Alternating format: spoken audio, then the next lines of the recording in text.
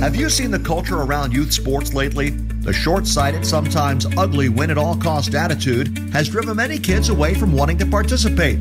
At Positive Coaching Alliance Central Texas, we believe that sports is an amazing way for kids to learn crucial life lessons, how to react to winning, coping with disappointment, and improving through effort. Come join PCA, Central Texas movement to create a healthy sports environment. Visit pca-centraltx.org. This is Taco Williams, defensive back. This is RJ Moreno, running back. This is Noah Drum, wide receiver. This is Mason Meyer, defensive end. This is Johnny Knight, defensive back. This is Dylan Cahill, slot receiver. This is Gage Leggett, defensive back, and you're listening to Georgetown Eagle Football on SHN Sports.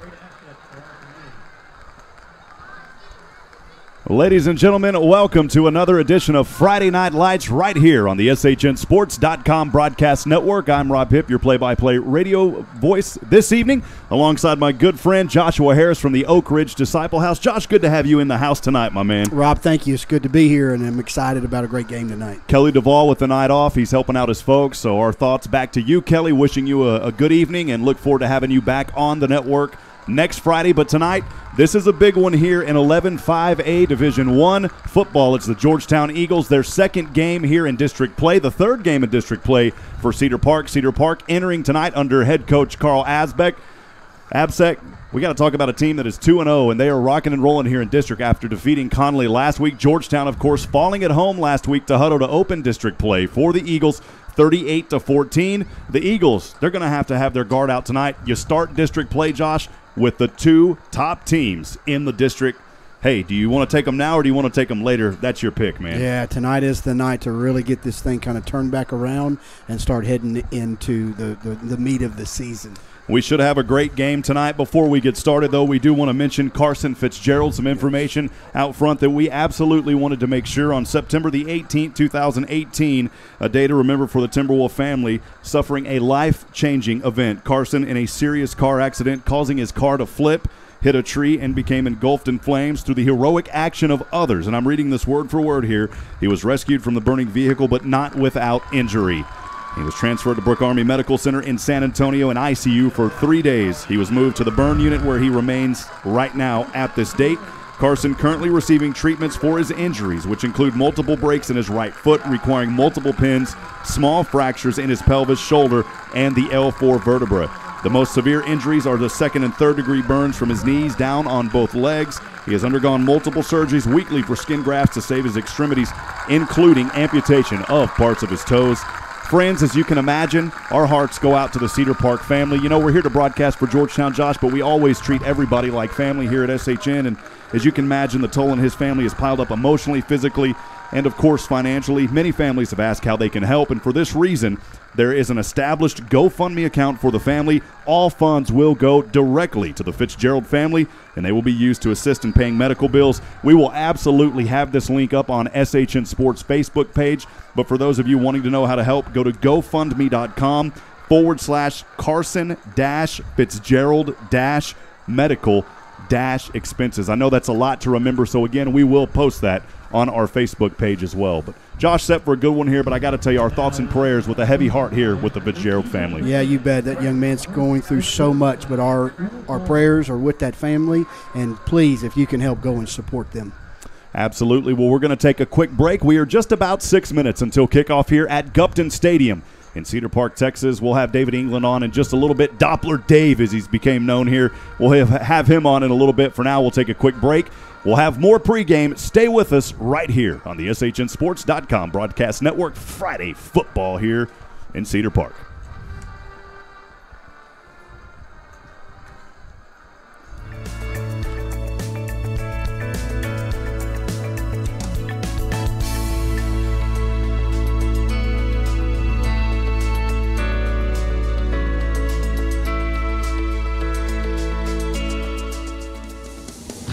This is Taco Williams, defensive back. This is RJ Moreno, running back. This is Noah Drum, wide receiver. This is Mason Meyer, defensive end. This is Johnny Knight, defensive back. This is Dylan Cahill, slot receiver. This is Gage Leggett, defensive back, and you're listening to Georgetown Eagle Football on SHN Sports.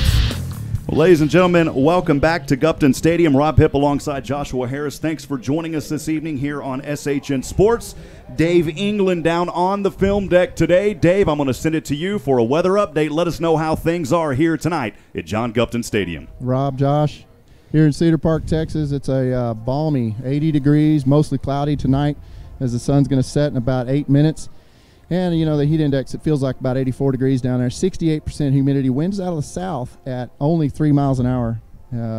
We've got some light scattered showers moving from the southwest to the northeast, moving kind of over Leander, maybe over at Bible Stadium over there. And I think we're in the clear on showers. Most of the rain's going to hold off until in the morning sometime. It's good. No lightning that you can see on the radar or anything like that? Not seeing any lightning right now. If we see anything, I'm sure they'll let us know. That's up here. Good news. It's very humid and there's no wind. And so, the heat's going to play a factor in, cramping down there on the field. So hopefully they hydrate really well.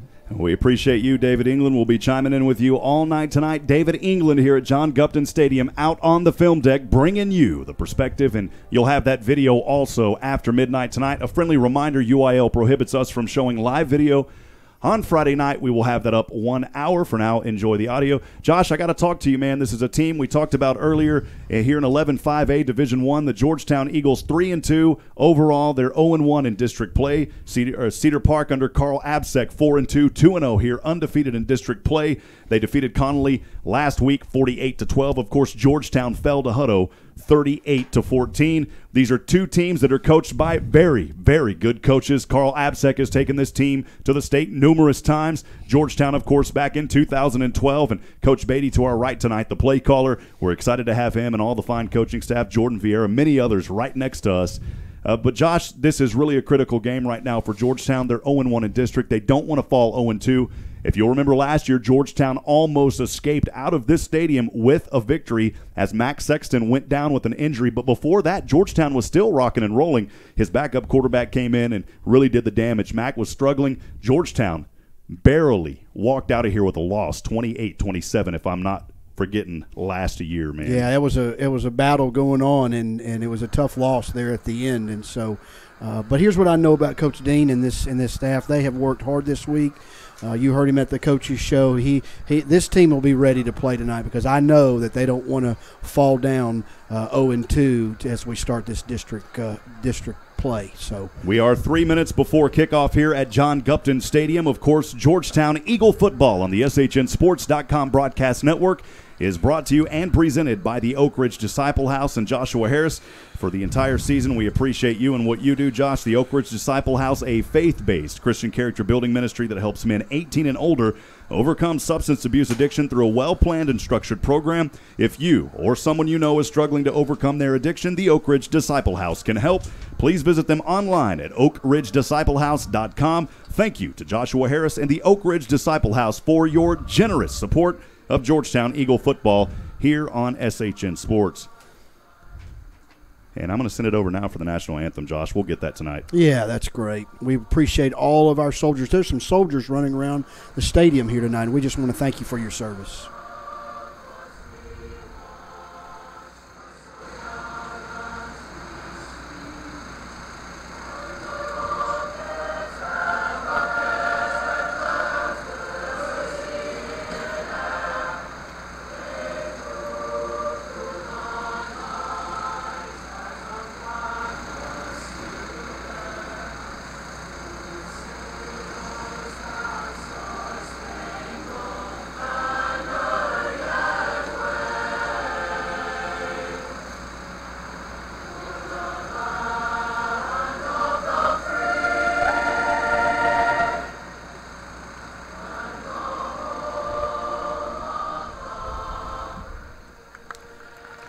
As always, we appreciate our servicemen and women. Thank you for joining us for our country's national anthem just over a minute before we get started here at Gupton Stadium in Leander, Texas. Actually, I got to ask you, David, and this is bad on me. Are we in Leander or Cedar Park, man? I always forget.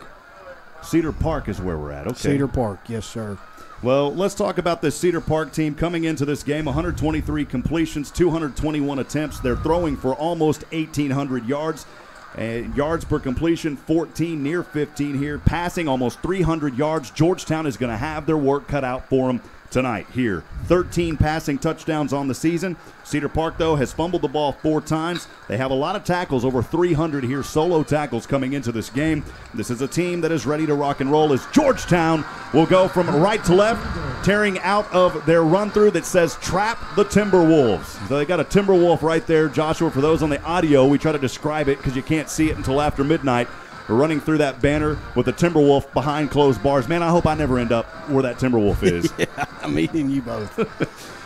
Georgetown tonight will be wearing their white jerseys and white pants. The helmets, of course, in silver with the G logo in that royal Georgetown blue. The numbers in blue as well, outlined in black.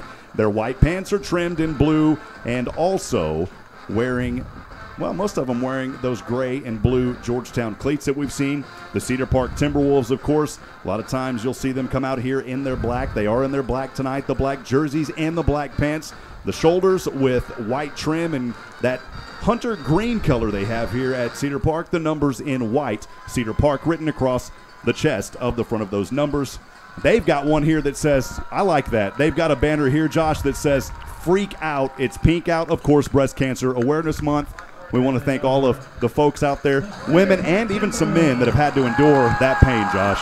They had a little hard time crashing through that, some of the players. Sometimes those cheerleaders, well, I tell you, they make those signs where it's a little tough. I've actually seen some of the middle schools where the kids will actually bounce off of it before they can break through it. So, but that is so awesome that they are supporting Breast Cancer Awareness Month. Seen a lot of the other schools doing that as well. And we just want to say a word of prayer for all those who are struggling. Lots of people struggling these days. Lots of families with all kinds of cancers, and so our hearts go out to them. Gupton Stadium is a facility that seats well over 10,000 here. Beautiful facility right here in Cedar Park, Texas, with a big scoreboard. We are standing high up tall around the 40-yard line. That scoreboard to our right. We want to say a special shout out to Jennifer and Cassidy and all the staff here at Gupton Stadium for their generous hospitality.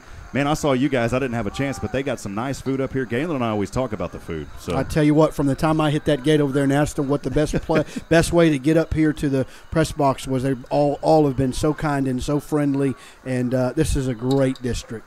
Wanted to also mention before we get started, first quarter action tonight brought to you by our good friend Kristen Miller with eteachingme.com. For educational resources and more, be sure to check out eteachingme.com. We appreciate your generous support here in the first quarter all season long. Kristen Miller, providing educational services for all children, parents, and educators to help in developing a successful foundation for learning. Visit eTeachingMe online at eteachingme.com. Josh, I may need you to teach me as this game goes along tonight. Hey, we're going to learn together and have a great night of football. Well, once again, thanks for joining us tonight here on the SHNSports.com broadcast network. Several other games going on here in Central Texas. A lot of teams playing tonight this week. David will have those score updates around halftime as well, so we appreciate you. And, Dave, we call you. Your name is Doppler Dave, man. Doppler You're okay with Dave. that, right, David? Doppler Dave. So we appreciate Doppler Dave out there. He does a great job. Wears so many hats on these Friday night light football games, and we appreciate David. Captains making their way to the field right now. 53, B.J. Jones. Number 15, Ryan Fiala, the quarterback. There's two more out there for Cedar Park. One of them is number 28, Jackson Rogers, the linebacker, and number 90 on the right side, Josiah Whittington. And for the Georgetown Eagles on the far right from our vantage point here, number 55, Zane Haas, the Haas Factor. I'm going to call him that tonight. Josh just made it up, man. That family, love the Haas family. They are awesome. Number 90, Tyler Knowles. Also number 38 for the Georgetown Eagles, Nick Petter. And then, of course, on that far left side tonight, it's usually Jackson Siosin out there, but it's Gage Leggett tonight. We've seen Jackson out there as a captain a couple of times. So, again, your Georgetown captains, Gage Leggett, Nick Petter, Zane Haas, and Tyler Knowles. And for Cedar Park, Ryan Fiala, the quarterback, Jackson Rogers, the linebacker, wearing number 28, number 53, the offensive lineman, B.J. Jones, and then number 90, the defensive lineman, Josiah Whittington. And those are your captains. And did we see who got that? Joshua, I didn't see who won the coin toss. Cedar Park elected to receive. I don't know who won the toss, but so Cedar Park elected to receive the ball. He wasn't sure. Appreciate all the friends out there on the YouTube stream tonight already joining in. Dude 949. Sounds like an airplane. What did you fly in on, that Dude 949? We appreciate you joining us, man. Eagles desperately needing a win tonight. Winner of this game will probably be the second place in the district when it's said and done. My guess, and I don't really like to take guesses, but I do. I've always said that Georgetown's probably going to finish third in this very competitive district, but that is a good analysis there by Dude 949. Thanks for joining us. Exactly. I walked in thinking pretty much the same thing. This is absolutely a must-win tonight, just for the status of the season. Georgetown will set to kick this one away to open this game from right to left here in just a few moments. Of course, kicking for Georgetown, as it's been all season, the Diaz brother, Matt Diaz, the kicker tonight. 2 set back to receive around the 10-yard line for Cedar Park. One of them is Majeston Hervada, and also on that right side, number 5, Keon King. Georgetown kicks up and away, and Friday night's alive and well here at John Gupton Stadium. Brought down around the 34-yard line on the left hash. A good return there, but really because of a short kick, the return man for Cedar Park, number 30, John Miranda, the defensive back. And we are up and running here at Gupton tonight, Joshua. Yes, sir. Big hit there to get that ball carrier down by number 43 for Georgetown. And I actually made a mistake there. It was Nate McMillan on the tackle. Nate McMillan coming up with a tackle. Cedar Park will have it first down and 10 from their own 34. Handoff, of course, Hernandez, the quarterback here. He'll hand off, and in between the left hash and the numbers up to around the 35, a 1-yard carry on that play by Cedar Park to get things started. As the game goes along, of course, we'll get more of those numbers and players out there. Jonathan Stockwell, the running back, will line up behind Hernandez. 2 receivers to the right, 1 to the left. Second down and 9 from their own 35 on the left hash mark. Pass by Hernandez over on the right side. Still on his feet is Carson Neal, the wide receiver. And he is finally brought down by a host of Georgetown Eagles. One of those down there, Jonathan Nightmare. It is a first down, though, Joshua, at the 44. Yep, enough for the first down. So they're moving the ball. We need to tighten it up just a little bit here, but we got plenty of football to play. First down and 10 from their own 44 on the right hash. Hernandez stands in shotgun, has his back behind him. 2 receivers to the left, 1 down. Handoff up the right gut, still on his feet across the 50, and finally drugged down. A healthy run of 9 yards on that play by Cedar Park. Yeah, tackle made by number 16, Elijah Clough. Clough. Thank you. Good run right there by Jonathan Stockwell. We'll see him stock in the pen tonight. Second down and a short one from his own 47. Actually from the Georgetown 47. Handoff this time on the right side. Flags fly around the 45-yard line. The ball carrier Stockwell will be brought down around the 45. Flags fly, though. David, what did you see down there on that flag? I believe it's going to be illegal procedure or holding, possibly on Cedar Park. This one's coming back. Well, Josh. Number 52. Good tackle made there by number 48, Braden Hargrove for the Eagles, but didn't need it. Flag on the play, and it drops back 5. What would have been a great carry short of the first down will now be second down and 11. So they move the ball, Cedar Park, back to their own side of the field. Second down and 11 from their own 43. Scoreless, 10:20 to go, first quarter. This drive again starting out on their own 34. This time over to the right side, spinning around is Stockwell again, and Stockwell a healthy gain of 10. He'll be 1 yard short of the first down at around the 46-yard line on that play. Man, it's going to be tough tonight keeping a hold on Stockwell. Yeah, Nick Petter made a good stop there, though, with a couple other Eagles to get that stop, but they are running hard. Cedar Park quickly breaking out of the huddle. Receiver will line up to the left is Will Adoya. He lines up to the left. Also another receiver there along him. Third down and 1 on their own 47. Stockwell takes it to the left. Now up the gut to the 45. And Cedar Park may have dropped the ball down there. Stockwell was spinning around. I didn't see if he did, but he got back on it up to the 45. In any case, and first down for Cedar Park. Yeah, you're right. He dropped it, but got back on it real quick, and that's going to be a Cedar Park first down. 9:35 to go first quarter. We're scoreless here. First drive of the night for Cedar Park that started out on their own 34. As Hernandez in shotgun, Stockwell, I believe, is out on the field. He had a man in motion, trips down to the right. Passing up, Hernandez up over the center, up and incomplete around the 15. And boy, I knew they were going to throw a flag on that. All sorts of coverage. Incomplete around the 10-yard line. The flag flies at the 15. Yeah, number 43 got up with him, but just too much contact there, and you're going to get that flag every time. It's Nate McMillan, the defensive back, and tough break there for Georgetown. We do have an injury. We're not, of course, allowed to call names, I think, what you taught me, so there's an injury. So an injury timeout, somewhat of a good start at times here for Georgetown. But, David, your thoughts on this opening drive for Cedar Park so far? Well, they're moving the ball. I had a couple of They've had that one penalty, but it looks like they're going to get a defensive, probably pass interference on this call and move them down the field a little bit after this injury. But they're just slowly but surely moving the ball down the field, and Georgetown needs to have a good stop, maybe even a pickoff here. It would be nice. Well, the injured player on the field for Cedar Park, able to get up. People are clapping here. Pretty packed house tonight here. Still a few vacant seats. Georgetown, though, Galen, I got to tell you, the Georgetown band showed up.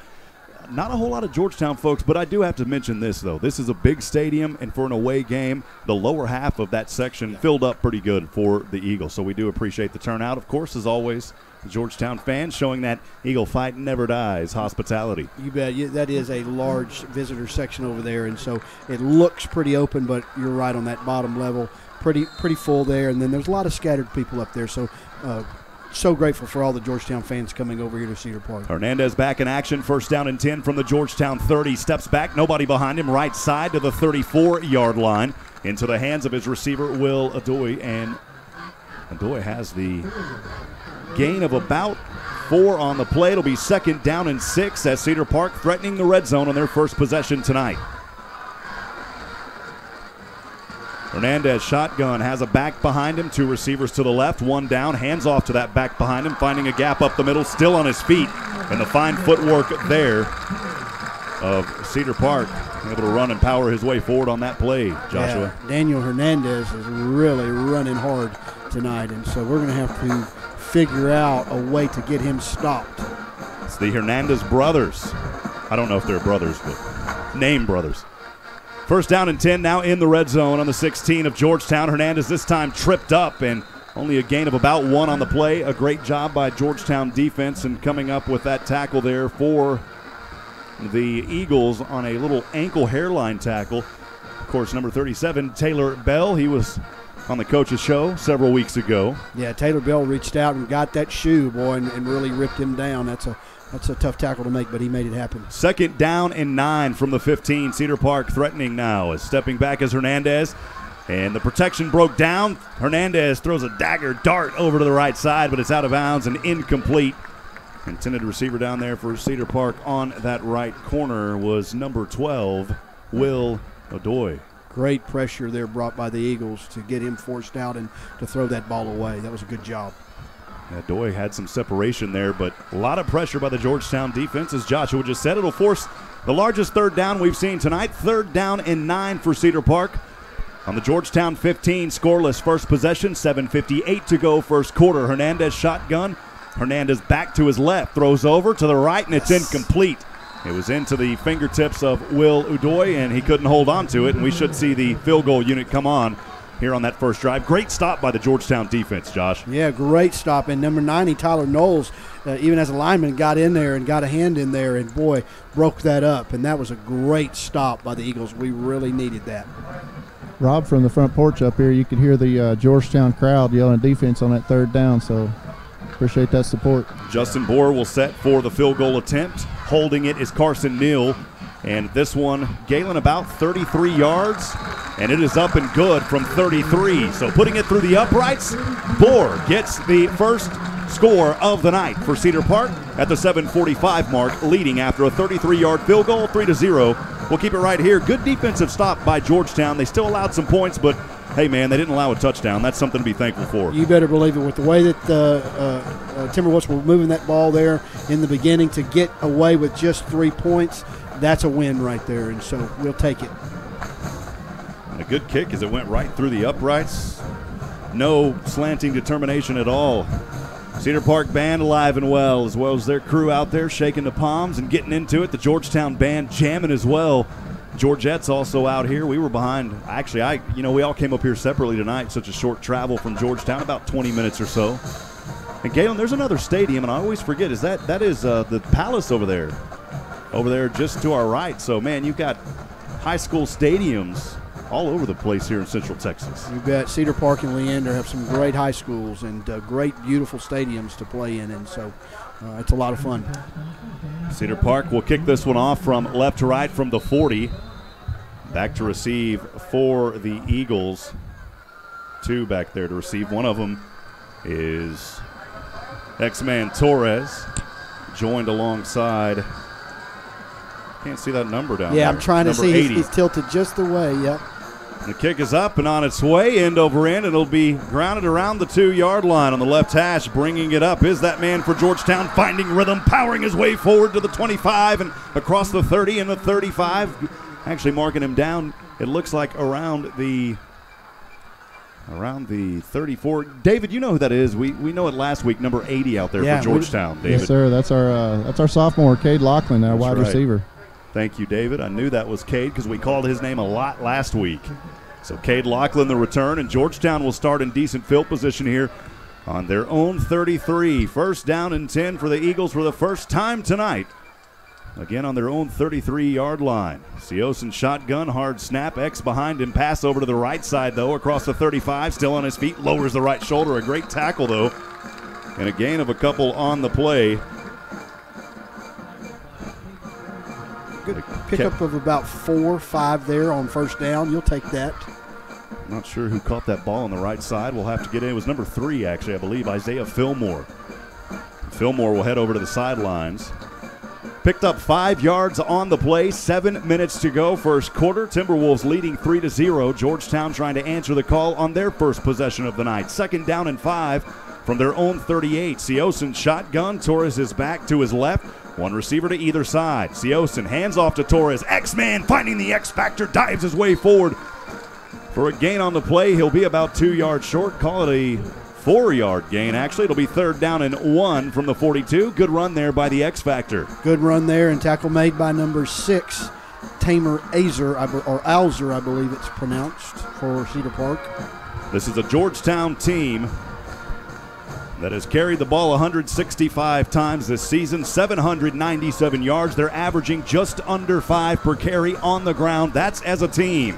Third down and 1 from his own 42, right hash. Siosen high snap. He will hand off to his back, and X-Man again, powering his way forward across the 50, and a first down for the Eagles at the 48. What a run by Georgetown. Another great run there for a Georgetown first down.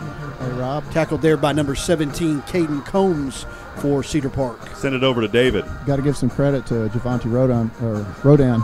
He had a key block there that freed up Torres. Great block.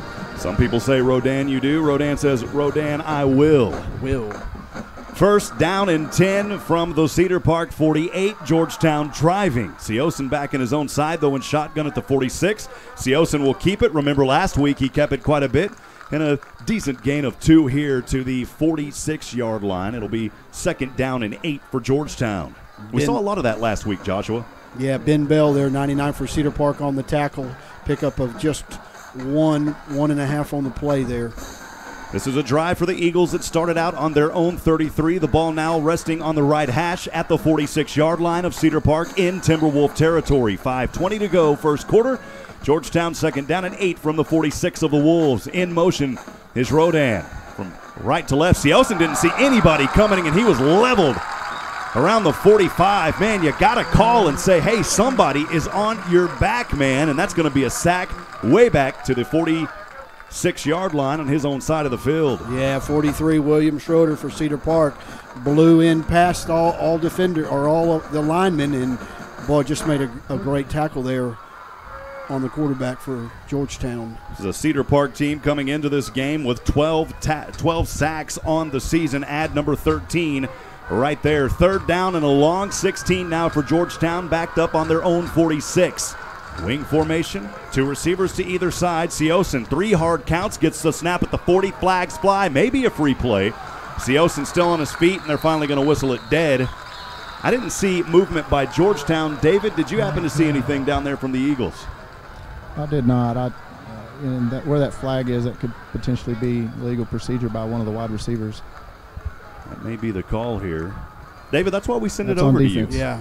And I'm going to tell you, I was watching close here with my binoculars. They could have almost called a roughing the passer there on that after those whistles blew. They threw the Georgetown quarterback down pretty late there, but they got away with it. I actually saw the referee stick his hand in his pocket and then put it back. So Georgetown Eagle football presented by the Oak Ridge Disciple House. First quarter action made possible by Kristen Miller with eteachingme.com. A special thanks to Michael Campbell joining us tonight. Can't make the game, but we are at Pro Wrestling We'll be keeping track of the game. Thank you for joining us. 3rd down and 10 on a 5-yard penalty. Moves the ball to the 49 of Cedar Park. Seosin all alone. Great protection. Jackson action across the middle. Has his man and has the forward progress first down. Wow, they're not going to give him the forward progress first down. Noah Drum was at around the 37-yard line near that first down. They didn't give it to him, though, and it'll be 4th down and a short 2. I think Georgetown's got to go for it here. Yeah, he bounced back and kind of lost a couple there, and I think that's why they gave him that forward progress. But heard the coaches next door get a little upset when he turned around and started to go the other way, but I think they've got to go for it here. The Eagles will go for it. 4th down and 2 from the Cedar Park 40. Trailing 3-0, 3:46 to go. First possession of the night. One receiver to either side. Seosin hard snap again. And Seosin over to X, and he's going to be stopped. X factor, no gain. Turnover on downs. Credit the Park Timberwolf and that Black Rain defense doing their work tonight. Yeah, led there by number 28, Jackson Rogers for Cedar Park, and they just absolutely said, you're not getting the first down this time. Second possession for the Timberwolves coming up. The last possession started on their own 34. The Georgetown defense finally able to hold, but they did allow a 33-yard field goal by Justin Bohr at the 7:45 mark. That's how we're here at this 3-0 score, 3:37 to go here in the first quarter. And, Josh, Cedar Park moves fast. They do. They are a fast football team. 1st and 10 from their own 40. Hernandez hands off on the right side to Majestin Haverda, the running back. And Haverda will pick up 5 on the play to the 45. It'll be 2nd down and 5 on the Cedar Park side of the field. Mason Meyer there for Georgetown on the tackle. Quickly. Back in the hurry-up, 2nd down and 5 from the right 45 hash on his side of the field. Hernandez stepping back, pressure coming, throws over left side, airs one out, and it's caught and goes out of bounds at the 20-yard line. A great catch there on the play by Cedar Park, and getting a little love from the team out there, I believe. Taco Williams there on the coverage, number 17 for Georgetown. But I tell you what, he put that ball exactly where it needed to be, and a great catch as well. Over a 40-yard completion. There was either Breed or Neal. I didn't catch the number on that. 1st down and 10 now on the Georgetown red zone at the 20. Hernandez all alone. Steps through defenders and somehow escapes one tackler. Darts this one over to the right, and it's going to be thrown incomplete. Way out of bounds. The intended receiver on the play was Carson Neal, but give credit to the Georgetown defense for that hurry-up pressure. 37, Taylor Beal with the pressure there. And Taylor Bell ringing it. Taylor Bell, sorry to that family.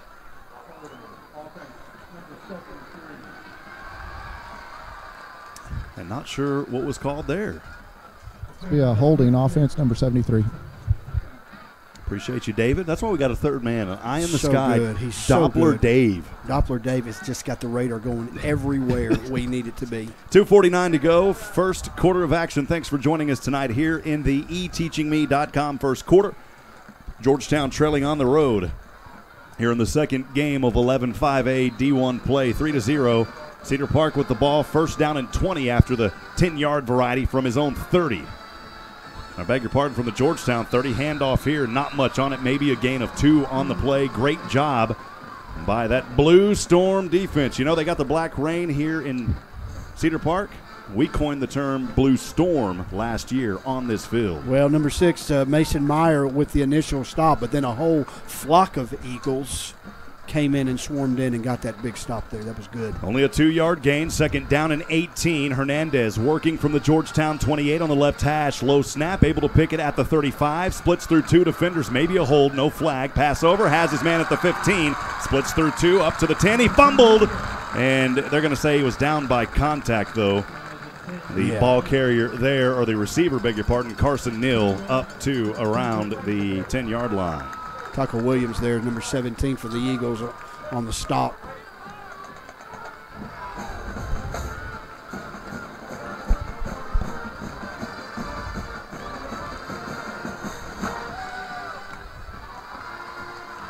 First down and goal from the 9.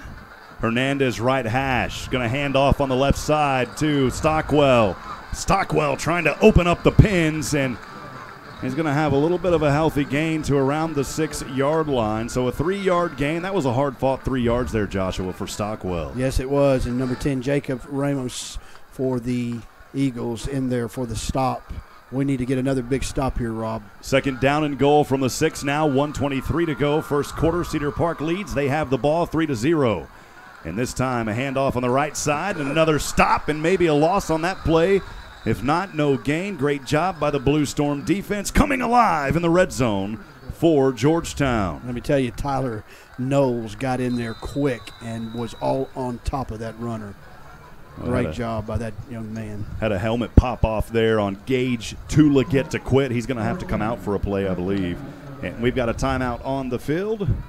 Timeout by the Eagles, their first one. They've got 2 remaining here in the first half. 3-0 your score, 1:12 to go first quarter. Joshua, it's been a lot of Cedar Park here. We're only through 3 possessions, so not even through 3 total possessions yet. Been a fast quarter, and if we can get a stop here like we did on that last drive to just be, and let's just say, hypothetically, they just get the field goal. Hopefully they won't, but if they get it being down 6-0 instead of 14-0 or, 12-0, whatever the case may be, is much better. So we need to get this big stop right here at 3rd and 7. 3rd and goal from the 7. And breaking out of the huddle now is... Yeah, Rob, they're down on this end of the field where you've got both bands, a lot of noise down here. The student section's coming alive. Hopefully our defense will have a good red zone stop here. David, I was waiting for you to say the student section coming alive. 3rd down and goal from the 7. Hernandez shotgun has his back to his left. That is Stockwell. 2 receivers split to either side. Ball in between the hash. He's going to pass. Steps through one defender from Georgetown, still on his feet. Punt fakes to the 5, diving forward, and he may have reached in for the touchdown. Did they say he was down? It looked like from here that he was in. They're going to say he's 1 yard short. It'll be 4th down and goal. Wow. What a play by the quarterback Hernandez on his feet. You got to give that young man credit. He leapt for it, looked like he had it from here. Yeah, Hernandez read it, took off, and boy, I tell you, he was close. He was close. Not happy with the replay, but I think his knee was down. It'll be 4th down and goal. Can the Georgetown defense stop now in the Blue Storm here on this 4th and goal from the 1 yard line, and a timeout called, the first one by Cedar Park. Each team has burned a timeout. 30 seconds to go first quarter. Man, it's getting exciting early here. Getting exciting. We knew it was going to be an exciting ball game. Both of these teams are great programs, and they're now ready to get this district play really revved up, and so it's going to be interesting to see what they decide to do here. You think they're thinking about, not going for it and just taking the field goal? You think they're going to try to? I think they're going to go for it, man. Okay. You've seen powerful running all night. You've seen it from the quarterback. From Hernandez, the quarterback.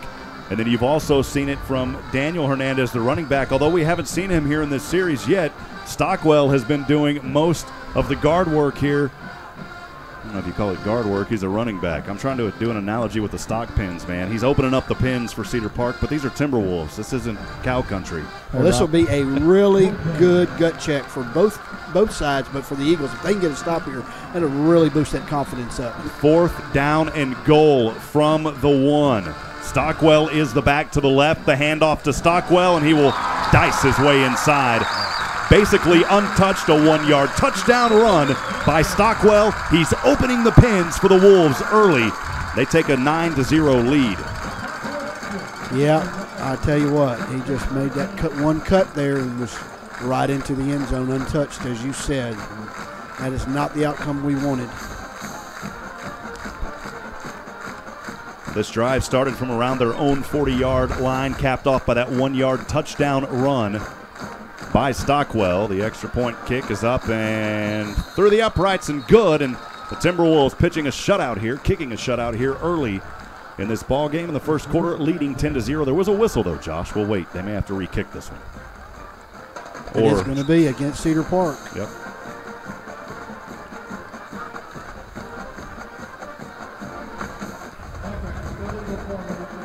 Called an illegal formation against the Timberwolves, so they'll have to move this one back. They normally kick these extra points from around 20. It's only a 5-yard variety, so it'll go to 25 now. 9-0 still, pending this extra point kick. The holder, Carson Neal. The kicker, Justin Bohr kicks up, and that one is blocked. So that may come back and haunt Cedar Park. We'll see if the Georgetown offense can get some rhythm going. But that extra point kick blocked. Number 43. Great job there by Georgetown in the 4-3. Nate McMillan putting down the Blue Storm hammer. He got up there and got that one, and you're right. I sure hope, and we hope, that that will come back and be a benefit for us, that missed extra point there. Second possession of the evening coming up for Georgetown. They've only had one apiece here in this first quarter of play. The Eagles on their last one started out on their own 33. If you'll remember, they went for it on a 4th and 1. After they got down to around the Cedar Park 40, they weren't able to convert. Cedar Park took advantage of that turnover on downs, drove it down from the 40-yard line, capped off by that 1-yard touchdown run by Jonathan Stockwell. 25 seconds to go. Park has the lead 9-0 here on their home field. Also 2-0 in district play. 25 seconds to go first quarter. In a fast quarter, yep. Bohr set to kick this one away from left to right. Right toe to leather. End over end. The ball sails. It'll take a stop at the 10 on the far right for Georgetown. Bringing it up is the X Factor. Still finding rhythm on his feet across the 25. Into the 26-yard line. A great return of 16 yards by Xavier Torres. And Georgetown with 16 seconds got their work cut out for him, trailing 9-0 here in the first quarter. 28 for Cedar Park there with the Jackson Rogers with the stop on the kickoff return. They actually brought this up to the 36. I said the 26, so I was 10 yards short, Josh. Yeah, we're going to need those yards, Rob. Let's give them all we can get. First down and 10 from his own 36. Seosin will keep it to the right, lowers his left shoulder, powering his way forward to the 40-yard line. I know I make it sound exciting, but that's only a 4-yard gain. But anytime Seosin's out there, a lot of quarterbacks slide. He'll take the hit, and I tell you what, number 28, Jackson Rogers, again on that hit. He came with the boom on it, and we've got a tough quarterback in our Eagles. That will be the end of the first quarter, presented by Kristen Miller with eteachingme.com. Your score after 1, 9 for Cedar Park, 0 for Georgetown. We'll take a quick break. We'll step aside. Georgetown Eagle football Friday Night Lights on Eagle Fight Never Dies Nation here on SHN Sports. We'll continue in just a few moments.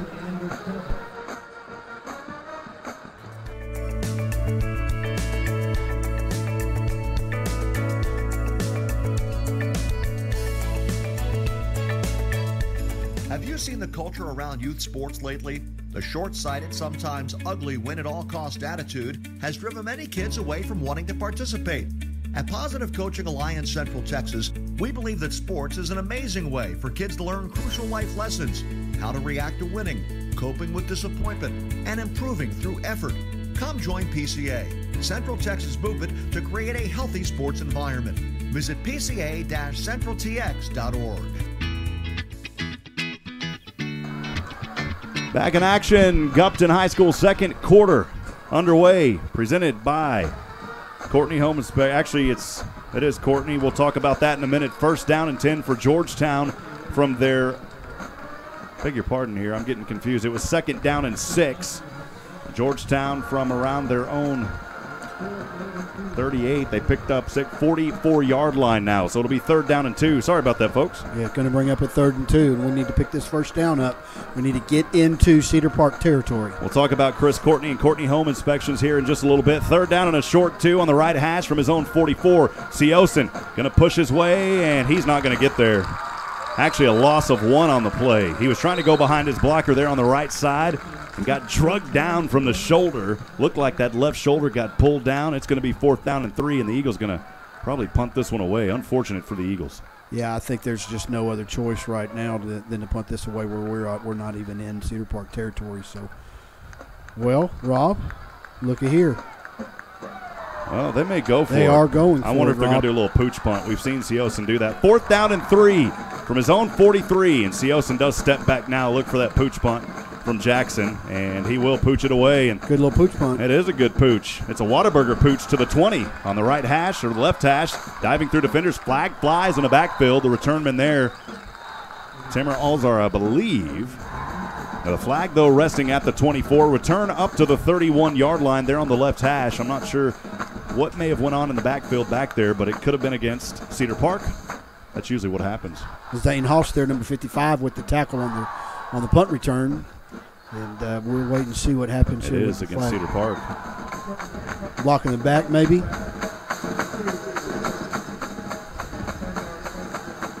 Hey, Georgetown will take it. Tough break for the Wolves, but Georgetown will take a 10-yard penalty, moves them back 10 more. It would have been at the 31. That ball's going to go back now near the 21, if I'm not mistaken. Doppler Dave, did you pick up what he said on that penalty there? It looked like it was a holding on Cedar Park. Actually, that ball's going to go back to the 14-yard line. So the Eagles having to punt moments ago. Third possession for Cedar Park. They'll start on their own 14-yard line, going from right to left. Hernandez shotgun, trips to the right for the first time tonight. Hands off to his back, though. Darting forward through a couple of defenders, picks up 3 on the play. Started at the 14, maybe, Josh, up to the 17. It'll be second down and 7. Braden Hargrove on the tackle there. We call Georgetown. Braden. We call Braden a little bray-bray. Bray Hargrove. Bray. Great family, the Hargrove family. Second down and 7 from his own 17. Hernandez fighting pressure. Lofts one up on the left side, and it's almost caught but incomplete around the 45. The intended receiver, Brandon Breed, and he was not able to birth a first down on that one. Elijah there, 16 on the coverage there, and also number 38, Nick Petter, with great coverage there. Nick Petter called his name quite a bit this season so far. An outstanding young man as all of these players here on Georgetown. 10:06 to go, first half. Georgetown trails 9-0, third possession of the night for Cedar Park on their own 17. Hernandez all alone. 5 split. Hernandez again with pressure in his face, and again this time throws it away as he was almost down for the safety, but he got it away. It's incomplete around the 30. The fans aren't happy after Georgetown slammed him back in the end zone, but hey, he was still running. That's what you're going to take back there, and a nice hustle on the play by Taylor Bell. You know that Hernandez Bell is ringing after that, and it's fourth down. They're going to have to punt, brother. You better believe it, and that was awesome. I don't know if I think it's 3, maybe 4 already where we forced him out of the pocket, and he's had to throw those away. So Georgetown is getting good pressure on him tonight. One back to receive for the Eagles on this punt around the 40-yard line is Noah Drum. And punting this one away from his own 5 for Cedar Park is Tamer Alzar. Delay of game. A delay of game will move him back 5 more. We'll take it. Wanted to mention during this switch here, second quarter action brought to you by Courtney Home Inspections. If you're buying or selling a new home, it is imperative that you get a home inspector, and it's imperative that you get one who knows what he is doing. Chris Courtney Home Inspections.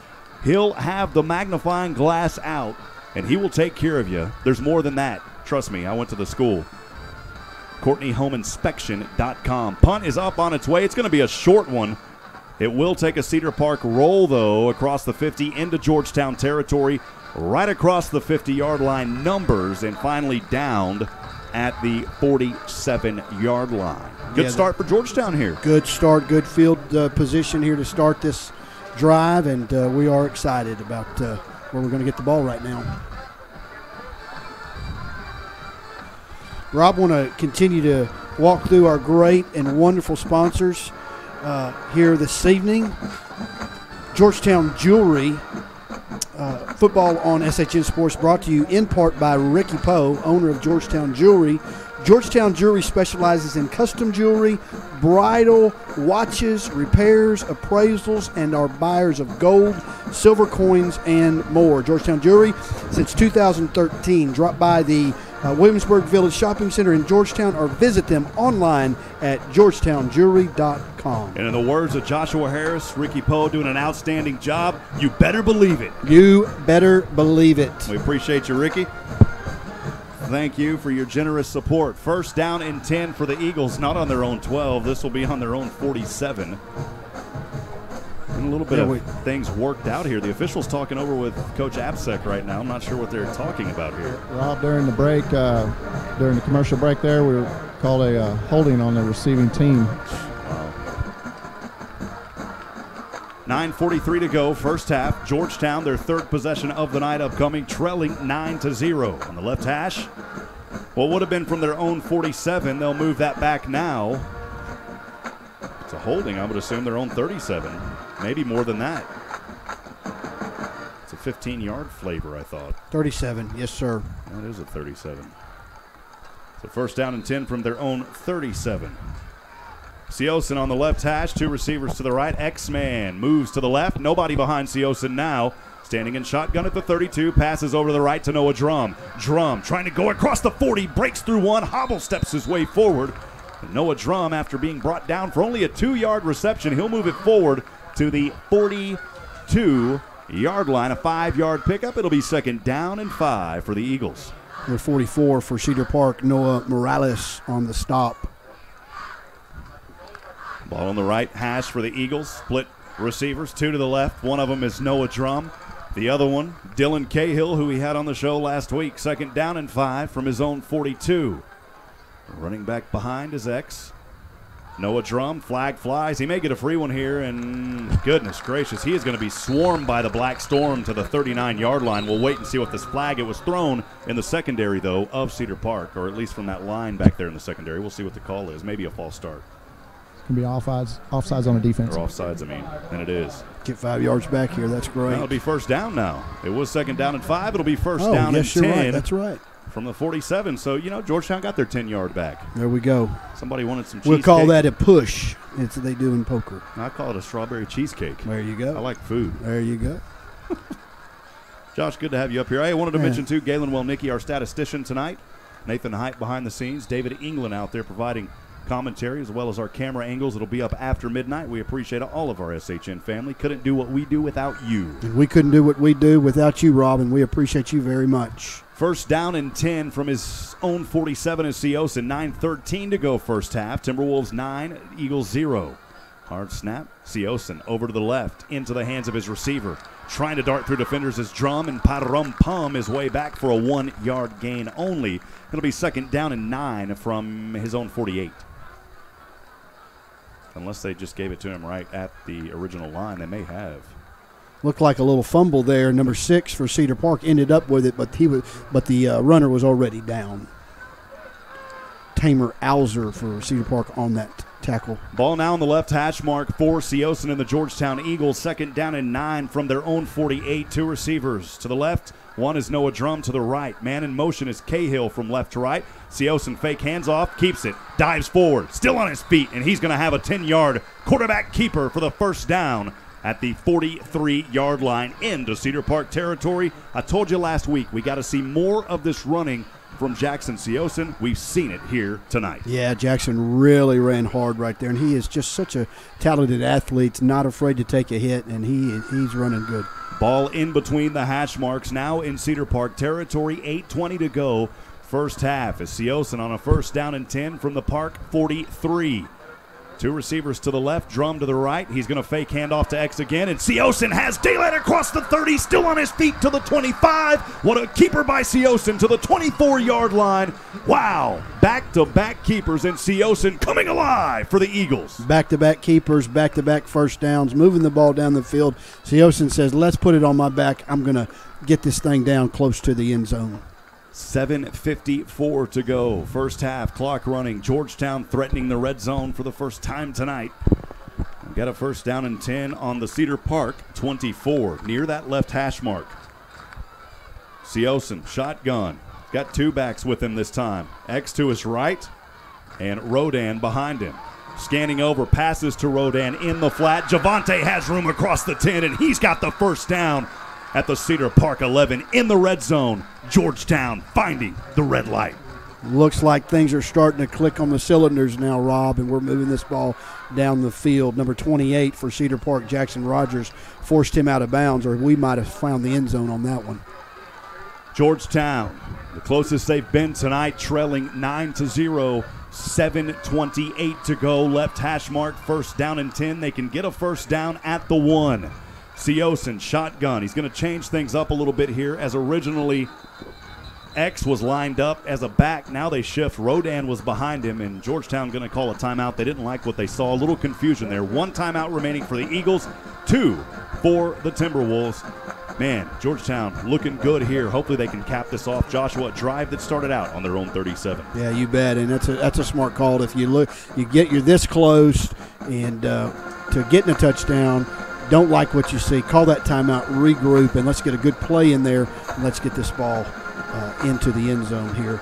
Rob, while we've got a little bit of a timeout, I want to just continue to make sure that we recognize our wonderful sponsors for tonight's ball game against Cedar Park. Minuteman Press in Georgetown is proudly supporting Georgetown Eagle and Eastview Patriot football on SHN Sports. For all of your design, printing, and promotional needs, Minuteman Press is your one-stop shop for all your marketing products and services. Minuteman Press can be found online at www.mmptx.com. Thank you, Ty Gibson and Minuteman Press, for your generous support in helping make these broadcasts possible. We appreciate you very much. Appreciate you, Ty. Also, Blake Nicholson. First down and 10. They can get the first down at the 1-yard line. From the 11, Siosin left hash. Going to hand off to X, and he is stopped. They read it perfectly, and X will be stopped for a loss of 1, maybe 2 on the play. It'll be second down and long for the Eagles. Yeah, Ben Bell, number 99 for Cedar Park, was not fooled on that run right there and got in there quick. Rodan on the field for the Eagles. Second down and 12 from the Cedar Park 13. Rodan will be a back to the left of Siosin. Full behind is Xavier. Xavier now on the right. So one back to either side. 2 receivers to the left. Noah Drum to the right. Now in motion is Rodan from left to right on a 2nd and 12 from his own 13. Left corner up, and it is broken up, but that is going to be pass interference. Yes. Dylan Cahill was the intended receiver in the corner end zone, and he got a little knocked around. That may be pass interference against the Black Rain. I believe it was, and it looked like number 6, Tamer. I think it's Tamer. It may be Tamer, but I believe it's Tamer Alzer got in there, and I believe he interfered with our receiver. Josh, you better believe it. Believe it. It is. So they're going to move that ball up to the 2-yard line. Wow, Georgetown getting a break here. You better believe it. They'll move it up to the 2. I told you. Repeat second down, and so what? You better believe it. First down and goal for the Eagles on the 2-yard line. Oh, third, okay. Or third down and 1. No, it's not. It's first down and goal from the. It's first down and goal from the 2. Snap directly back this time over to X and the X Factor. Or was that Rodan? It was Rodan. Oh, so and close. Rodan that inches short of the goal line. Has to be 2 inches at the most. He was so close there, Rob. Rodan inches short from the goal line. Second down and goal from the inches. Yeah, we look like we're 2.5 inches out right here.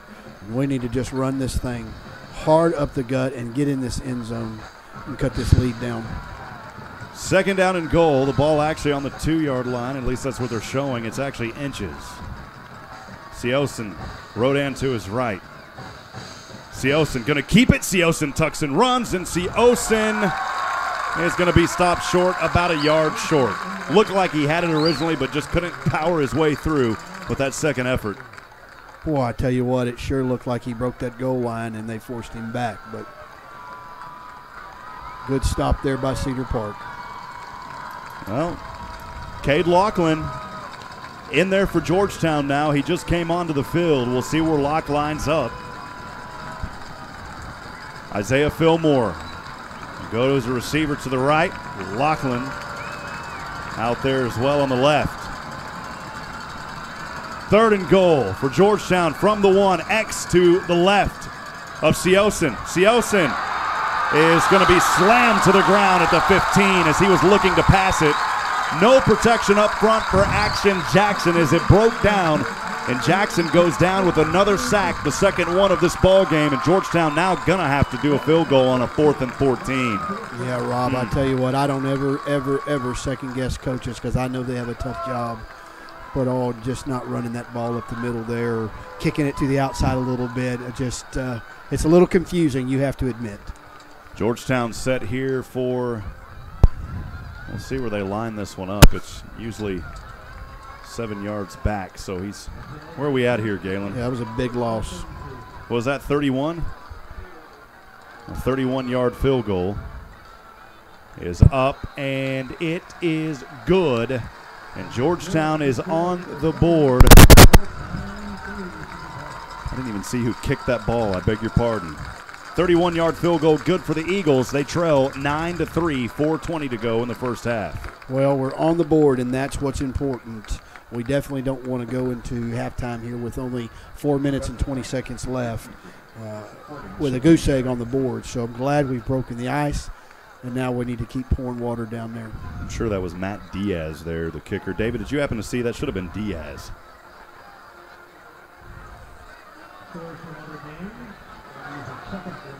David's got Doppler going over there. He's trying to see what's going on with the storms around us.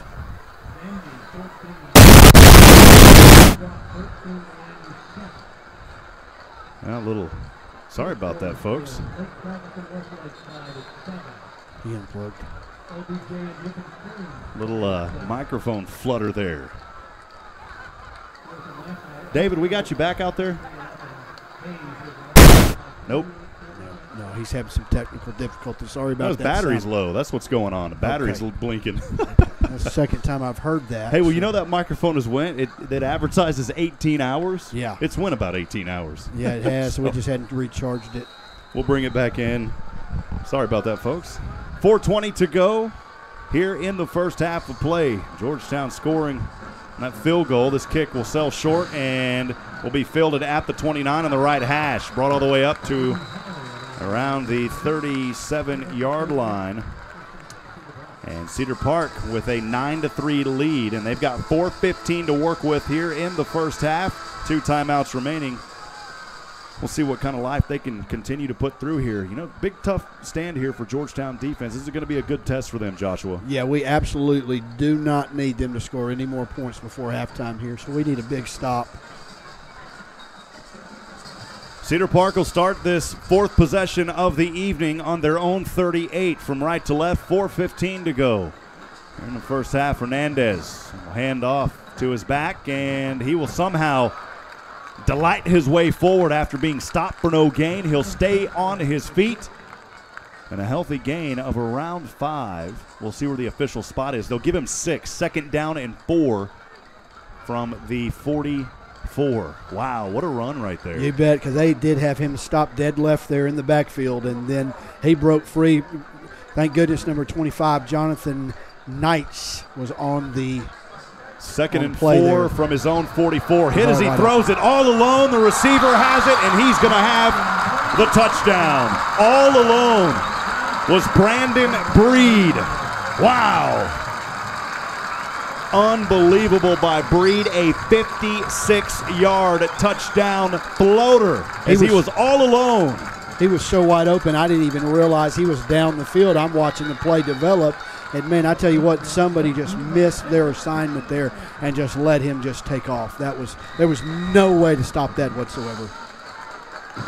And this drive started and not even a minute off the clock, and that's what Cedar Park can do if you're not careful. They literally scored in about 37 seconds right there. And a timeout called here by Cedar Park. That's their 2nd timeout. They'll have 1 remaining. We'll step aside and take a quick break. Don't go anywhere, folks. Georgetown Eagle football on the SHNSports.com broadcast network. We'll continue after a word here from our sponsors. Josh? You bet, Rob. Last but certainly not least on my sheet here, we want to thank Georgetown Interstate Transmission and Auto Repair, proudly supporting Georgetown Eagle football and also Eastview football here in Georgetown. For general maintenance and automotive repairs performed by ASE certified technicians, drop by Georgetown Interstate Transmission and Auto Repair next to Mel's Lone Star Lanes. You can visit them online at georgetownautorepair.com.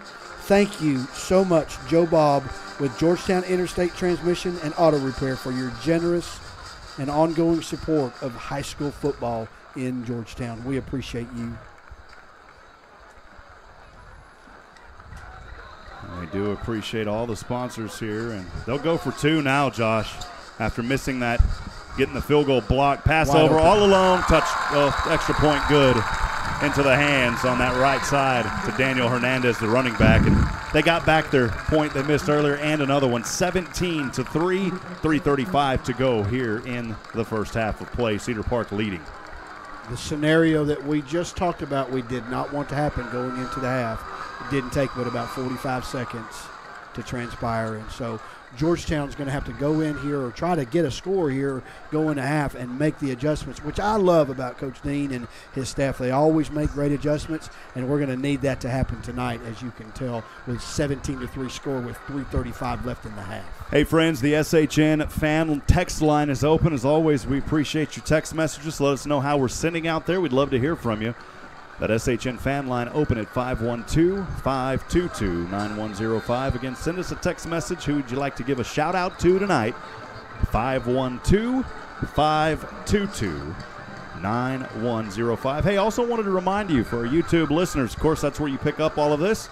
Make sure to subscribe to us on YouTube. You'll always know when we go live. Visit youtube.com/SHN Sports 1.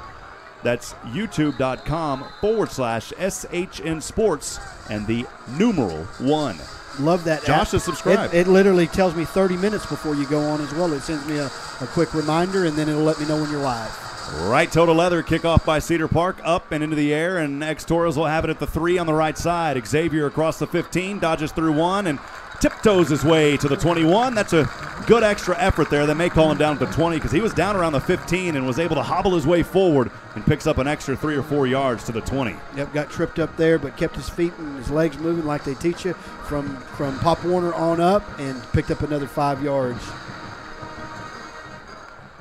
3:28 to go. First half. Georgetown on the road at John Gupton here in 11-5A Division I football, trailing 17-3. Fillmore will break out of the huddle as the receiver to the right for Georgetown, 2 to the left. Seosin will have a back behind him. Actually now moving over to the right. That is R.J. Moreno. Seosin, though, all alone, passes over, and boy, that was almost intercepted. A misdirection there.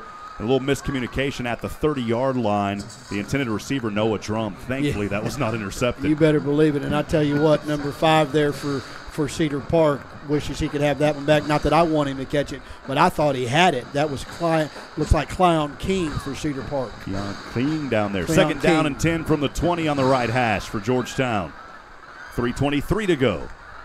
Second quarter. Rodan this time will line up to Seosin's left.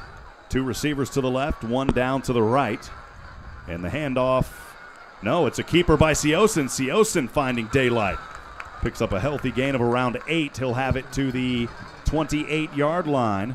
It'll be third down and a short 2 here for Georgetown. They got to get to the 30. 3:08 to go. Each team only 1 timeout. Georgetown trails by 2 touchdowns, 17-3. They've got to convert here, Joshua, to get some headstrong energy. We really do. We need a couple of big plays here to get us down the field and at least, if nothing else, get a field goal out of this drive. But you're right. We need something to click right now. Fillmore, the receiver to the left. There's 2 to the left, 1 to the right. Third down and 2 from his own 28. Seosin will keep it. Seosin has the first down at the 32. Well, I tell you what, he is our bright light right now. He is making all of the plays and all of the runs that we need to get these sticks moving. And, boy, I tell you, he's really fighting hard tonight. That young man's really playing a hard game. Braden Hargrove heads over to the sideline, running off just to switch up there. A little procedure maintenance. 2 receivers break to the left out of the huddle. One of them is Isaiah Fillmore. We've seen him down there to the left all night. Dylan Cahill also. 1 receiver to the right. First and 10 from the Cedar Park 32. Seosin again the keeper, and again has daylight across the 35. Seosin to the 37, maybe 38. Running on that right side, angling his way near the out-of-bounds area, and I think they will say he was out of bounds. 6-yard gain. It'll be second down and 4 for Georgetown. I was watching close there with my binoculars, and I tell you what, he got hit late out of bounds and really took a hit. That young man is really tough. Second and 4 to the 38, where Georgetown currently on their side of the field, trailing 17-3, 2:07 to go. Seosin with Moreno in motion now. 2 receivers left, 1 to the right. 2 hard counts. Seosin stands at the 30. Now over to the left hash. Throws this one away. over Coach Dean's head there at the 50, incomplete. Intended receiver on that play for the Eagles was Dylan Cahill. Moreno will head back over to the sidelines. We'll see X Torres back onto the field now. Yeah, Ben Bell there put a lot of pressure, number 99 for Cedar Park, on Siosin that time. 4 receivers this time to the left, 1 to the right. Empty backfield, 3rd down and 4. Siosin from his own 38 on the right hash. Siosin over the middle has the catch at the 45 for the Georgetown. 1st down into the hands of Dylan Cahill. Dakota Cahill's little brother. A little action and keeping the chains moving for the 2nd time on this possession. Keeping the chains moving, and minute 46 left in the half here. We need to keep it moving. 1st down and 10. Georgetown on their own 45. Siosin shotgun. 2 receivers in a wing to either side. Xavier Torres, the X-Man, standing on the X there at the 40. Yes, he was. In between the hash mark. That's his spot, man. He's X marks the spot, baby. Over to the right side, Drum the pass, 45, and he steps out of bounds. No gain on the play. No gain on the play there. Number 17 for Cedar Park, Caden Combs. Playing him tight there. Complete pass, but no gain. Complete pass it is, and no gain. 2nd down and 10. The ball, of course, remains on the 45. 1:19 to go. 2nd quarter. Georgetown trails 17-3. They've converted 2 third downs on this drive. They're on a 2nd and 10 right now from the 45 on their side here on the left. Siosin all alone, passes over, has his man at the 50, still on his feet across the 45. It's Cade Lachlan to the 40. What a catch and run right across the numbers by Cade Lachlan. That was a great little half spin move there to break free, move those sticks again, and now we're definitely getting deep into the Cedar Park territory. 1st and 10 from the Park 40. This time a false start. Georgetown was going quick, and they're going to get called for a false start here. X-Man will head over to the sidelines. R.J. Moreno onto the field now. He'll be the back once Georgetown sets back up here. Reminding you, Chris Courtney sponsoring 2nd quarter action. Courtney Home Inspections. Buying or selling a new house? Need an inspector? Call Chris Courtney. Check him out online, CourtneyHomeInspection.com. 1st and 15. Georgetown from the 45 of Cedar Park. Drum has it across the 40 to the 35, and another healthy gain of 10. Actually, maybe 11 to the 34-yard line of Cedar Park. It'll be 2nd down and 4 from the CP 34. Yeah, we need to move quick here. I thought he was going to try to get out of bounds. Quickly back and hurry up. 2nd down and 4 from the Cedar Park 34 on the right hash. Siosin rolls to the left. Siosin throws up. Floater has his man at the 20 for the 1st down. Right into the hands of his receiver. 20. If it was 20, it was Dylan Cahill. Corey Coleman out there on the field, too, for Georgetown. And Coach Dean and the Eagles with 29 seconds to go, trailing 17-3. They're going to burn their final timeout. He actually got to the 21, so 1 yard away from the red zone. Remember, Georgetown has been in the red zone twice tonight. They've only been able to kick that 1 field goal. That's where we stand at 17-3, Josh. Yeah, we absolutely want to get this into the end zone with a touchdown and go into half. I want to thank our friends at Pregame Insurance Group, located in Central Texas, and insurance providers servicing clients in all 50 states. Pregame Insurance Group is designed to fit your insurance needs and help you manage potential risk, offering a wide variety of insurance products for businesses and personal needs. Pregame Insurance Group, they've got you covered. For more information, visit them online at www.pigbcs.com. Again, that's pigbcs.com. Thank you to Doug Groves and Pregame Insurance Group for sponsoring Georgetown Eagle football on SHN Sports. And that's who we get our insurance from. Thank you, Doug. And Doug, I apologize. I said I had read my last one, and I didn't flip the sheet, so we did not forget about you, and we appreciate you very much. 1st down and 10 for the Eagles. Actually, you know what? They say that Cedar Park called that timeout. Georgetown still has 1 remaining. 1st and 10 from the Cedar Park 29. 29 seconds to go from the 21. Siosin will be all alone now in the backfield. His line's got to help him. Up over the middle, has his man, and it's incomplete. He had it in his hands. right across in between the hash marks, incomplete at the 5-yard line. That was a good opportunity there by Rodan, but he wasn't able to pull it down, and you got to credit Cedar Park for that great defense. That'll stop the clock, though, Josh. Yeah, you bet. Number 5, Clown King, with great coverage there. Got there just right. I thought it maybe was a little early. We could have got a flag, but it was just great coverage. Corey Coleman out there on the left for Georgetown. 2nd down and 10 from the 21. 23 seconds to go. Moreno the back to the right. Don't expect the handoff here. Stepping back, Siosin pump fakes once, left side, got to get out of bounds. It's Cahill. And oh, that's face mask. Boy, his helmet comes off. That is unbelievable. Ripped it right off at the 10-yard line.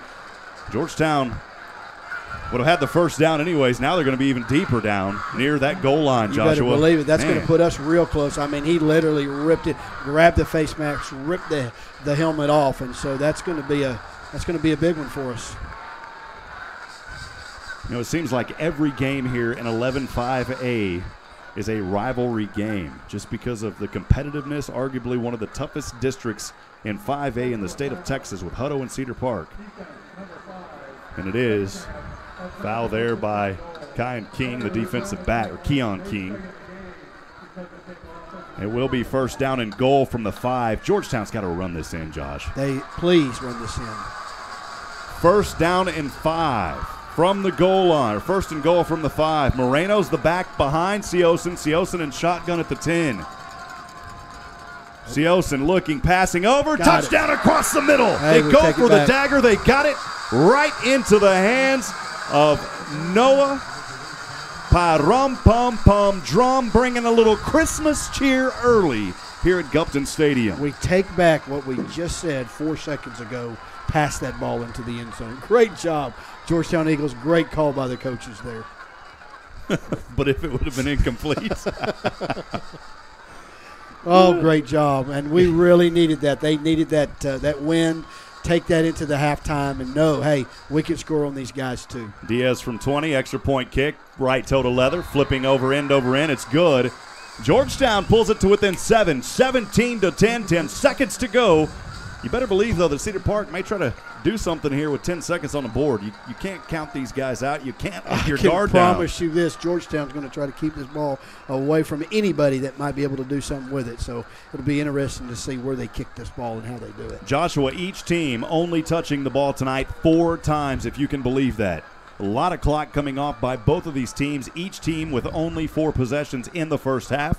Very fast half. I said that first quarter was fast. This second quarter's been fast. This football game is moving right along. So, again, 10 seconds. We appreciate you. We appreciate all of our wonderful sponsors. Oak Ridge Disciple House, a faith-based Christian character building ministry that helps men 18 and older overcome substance abuse addiction through a well-planned and structured program.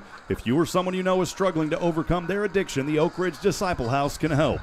Please visit them online at oakridgedisciplehouse.com. Thank you to the man right next to me in the Oak Ridge Disciple House, Joshua Harris, for your generous support of Georgetown Eagle football here on SHN Sports.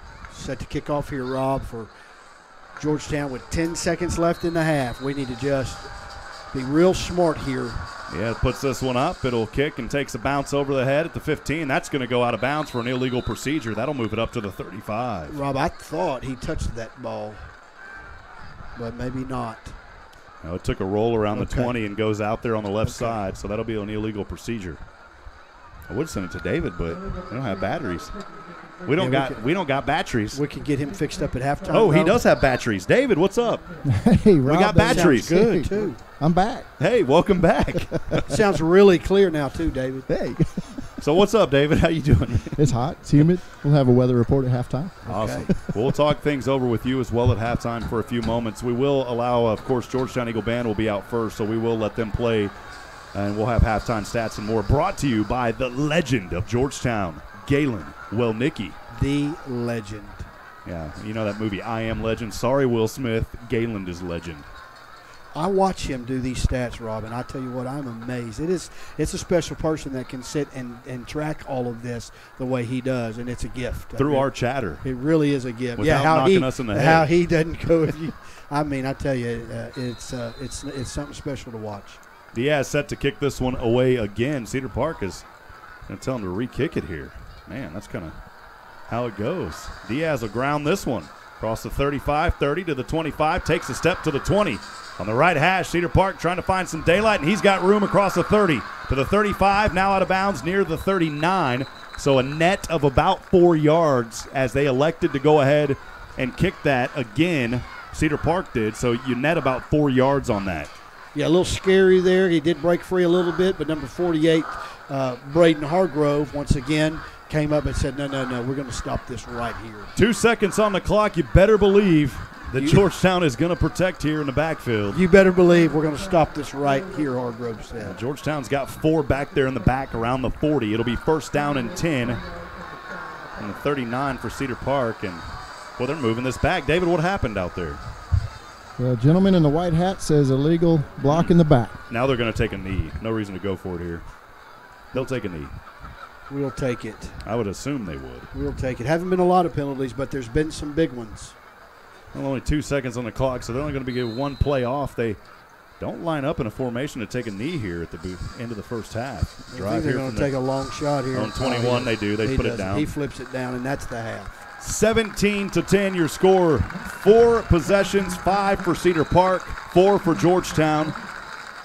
As we go into halftime with the Timberwolves leading here on their home field at John Gupton Stadium, 17-10. We'll take a quick break. We'll go over some more of our sponsors. We'll have halftime stats and more. Josh, I wanted to mention too, man, the Eagles, I wonder whether Cedar Park probably has to do the same thing. These kids have to go upstairs to get back to the locker rooms. Yes, they do. So, man. They're very interesting. Beautiful stadium, though, here in Cedar Park. We'll take a quick break. Stay with us. Georgetown Eagle football on the SHNSports.com broadcast network continues in just a few moments.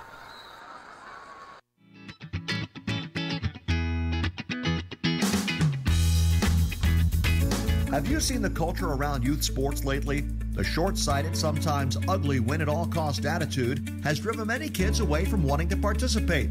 At Positive Coaching Alliance Central Texas, we believe that sports is an amazing way for kids to learn crucial life lessons, how to react to winning, coping with disappointment, and improving through effort.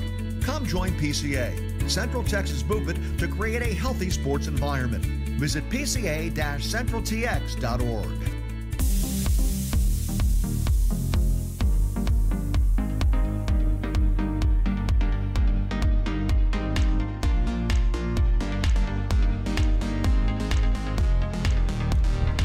Georgetown Eagle football on the SHNSports.com broadcast network, brought to you by our friends at Georgetown Jewelry. Ricky Poe, the owner of Georgetown Jewelry, specializing in custom jewelry, bridal, watches, repairs, appraisals, and are buyers of gold, silver, coins, and more.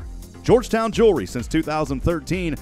Drop by the Williamsburg Village Shopping Center in Georgetown or visit them online at georgetownjewelry.com. We're going to step aside. We'll let you enjoy the sounds and later after midnight, the sights of the award-winning Georgetown Eagle Marching Band. SHN Sports coverage of Friday night Eagle Fight Never Dies Nation continues in a few moments.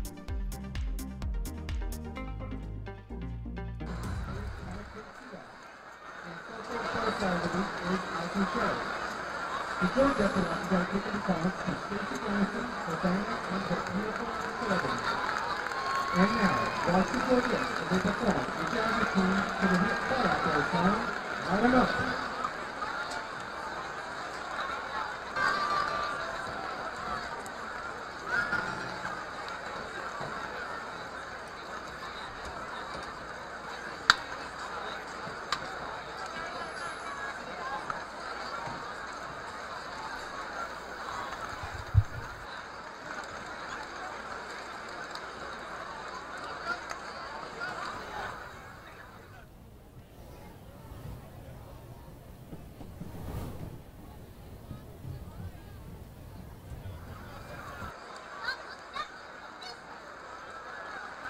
Well, we're still waiting for the Georgetown Eagle Marching Band to get everything situated on the field. While we're taking that moment to let your Eagle Marching Band get out there, did want to mention some more sponsors here. A special thank you to Minuteman Press here in Georgetown, Texas, a proud supporter of Georgetown Eagle and Eastview Patriot football on SHN Sports. For all of your design, printing, and promotional needs, Minuteman Press, your one-stop shop For all your marketing products and services, Minuteman Press can be found online at www.mmptx.com. That's www.mmptx.com. A special thank you to Ty Gibson and Minuteman Press for your generous support in helping make these broadcasts possible. Thank you to Blake Nicholson as well. We also want to thank our friends at Boomtown Escapes. We appreciate your support this season as our team supporter. For escape games and more on the Georgetown Square, visit boomtownescape.com. We'll take a quick break, let you enjoy the sounds of Georgetown Eagle Marching Band. We'll be right back.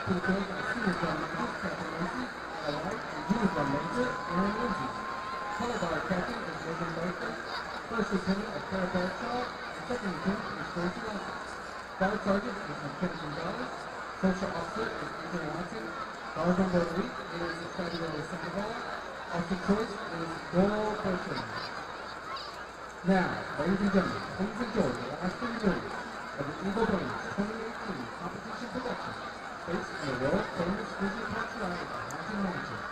Give it up for the 2017 UIL State Qualifying Eagle Brains are proud to present Welcome to Snowball.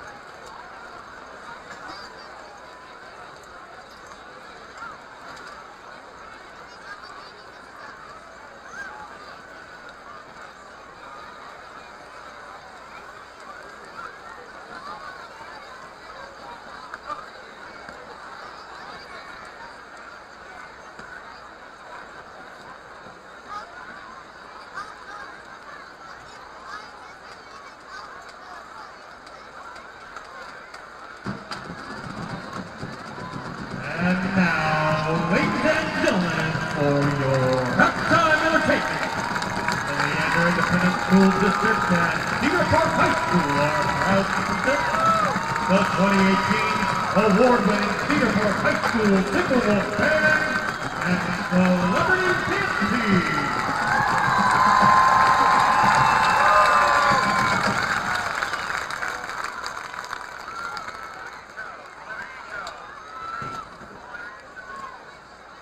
The celebrities will enter the field to the music of Hooray for Hollywood.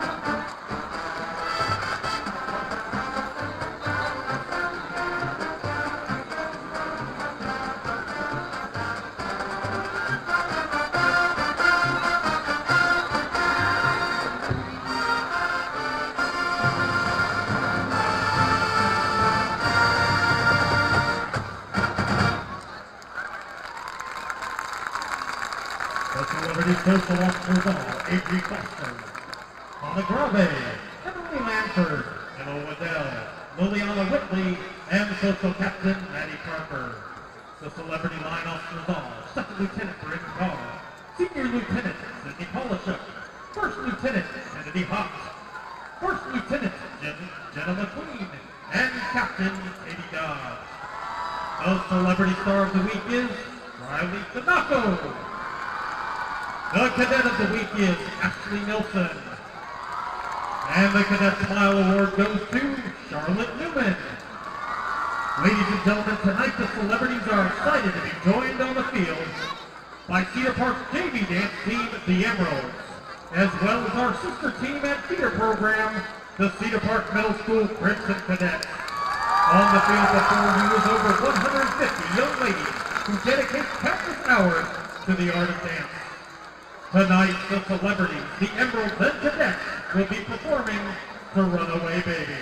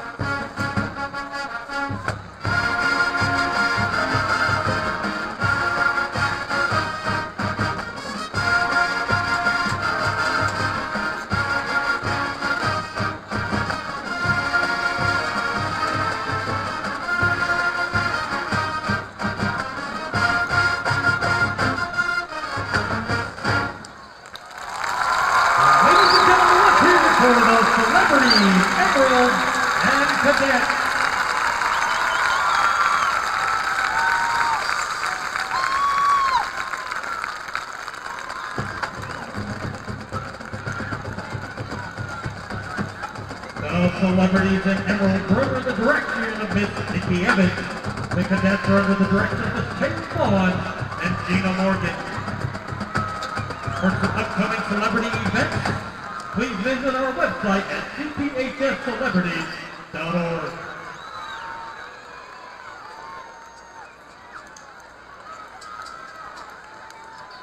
And now, the Cedar Park High School Band presents the Cedar Park Middle School Color Guard. Accompanying the Color Guard tonight is the Cedar Park High School Color Guard. The Color Guards will be performing together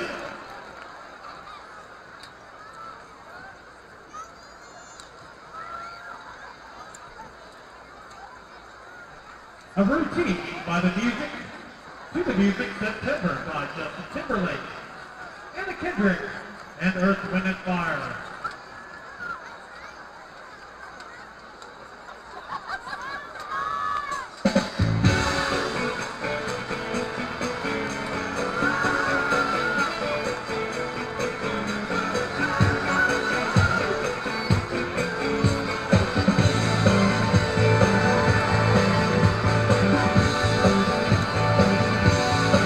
Do you remember?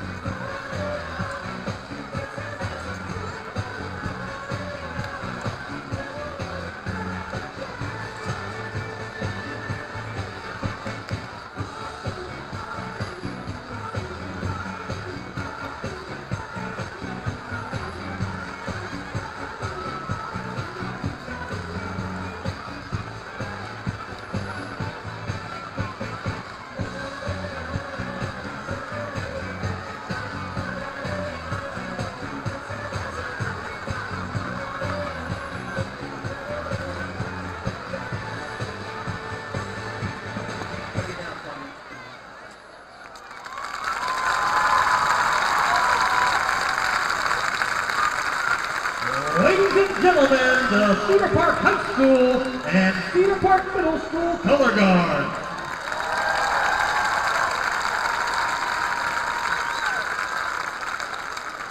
Tonight, the award-winning Timberwolves band is joined by students from Glennick Brushy, RDL Henry, and Cedar Park Middle School band. Before you see close to 500 band students.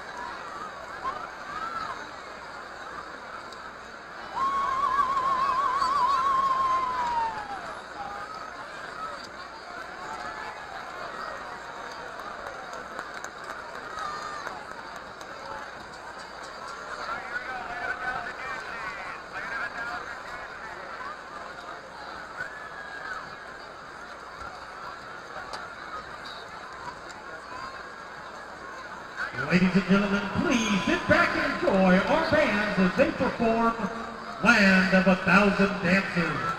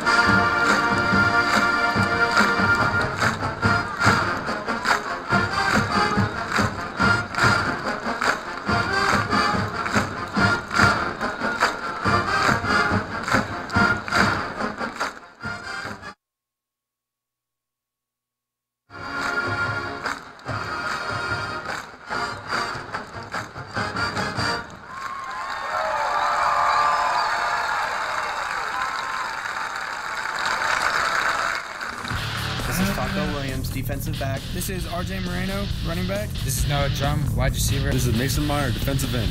This is Johnny Knight, defensive back. This is Dylan Cahill, slot receiver. This is Gage Leggett, defensive back, and you're listening to Georgetown Eagle Football on SHN Sports. Welcome back to John Gupton Stadium in Cedar Park, Texas. Rob Hipp alongside Joshua Harris, Galen Welnicki, Nathan Height, and David England. We're so proud and honored that you decided to join us here this evening for a little Georgetown Eagle football. I'm going to send it out there, though, to Doppler Dave. He's got a weather update and some score updates for us from around the district and other areas.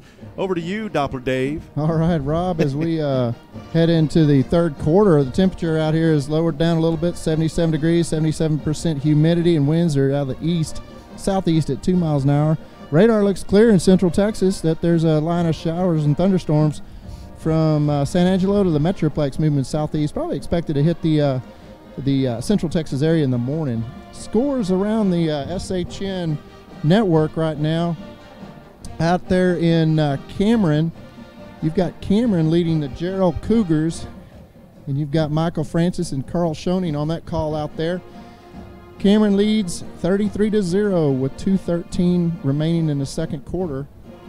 And then back home in Georgetown, you've got Bastrop visiting the Eastview Patriots. You've got Travis Banks and Stephen Strong on that call. And approaching halftime, you've got Eastview Patriots leading 20-7. Then just around the corner at Bible Stadium with Mark Sickle on the call, Round Rock Dragons visiting Leander High School at Bible Stadium. With 10:49 remaining in the third quarter, Round Rock leads Leander Lions 27-14. A couple other scores just down the street there at the Round Rock ISD Palace at Parmer. You've got Vista Ridge visiting Stony Point, and they've got underway in the third quarter. It's 14-0 Stony Point Tigers over the Vista Ridge Rangers. And around district play, you've got Manor leading Rouse. Rouse at Manor, 17-0. Manor leading Rouse with almost halftime in that game.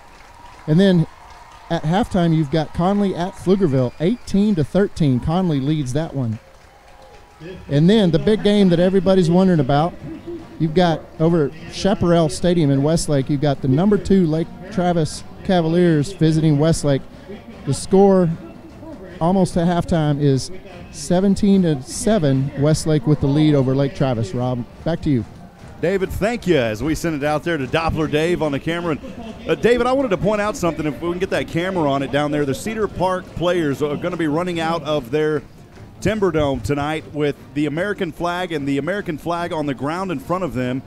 To our left in the media booth, a lot of veterans here tonight. We appreciate the support of Cedar Park High School and what they do to honor our veterans as well. Joshua, excited to be here tonight as we're about to get third quarter started. The Timberwolves lead 17-0. Georgetown will get the ball first, though. You better believe it. And just to real quick back on that was a beautiful picture of their support of the soldiers. And I was telling you here a minute ago, in the room next to us, it's full of soldiers. And I don't know if it's family members, but they're here in uniform. Got a chance to tell them thank you for your service. And we just appreciate all military and all those who serve this country, even the police officers that are running around the stadium here. I just always want to thank them. They have a tough job, and they do it for very little, no recognition. So we just want to say thank you tonight. Well, the Georgetown Eagles here on the road at John Gupton will run out of the flying G first from right to left. That all the way back on the right corner end zone.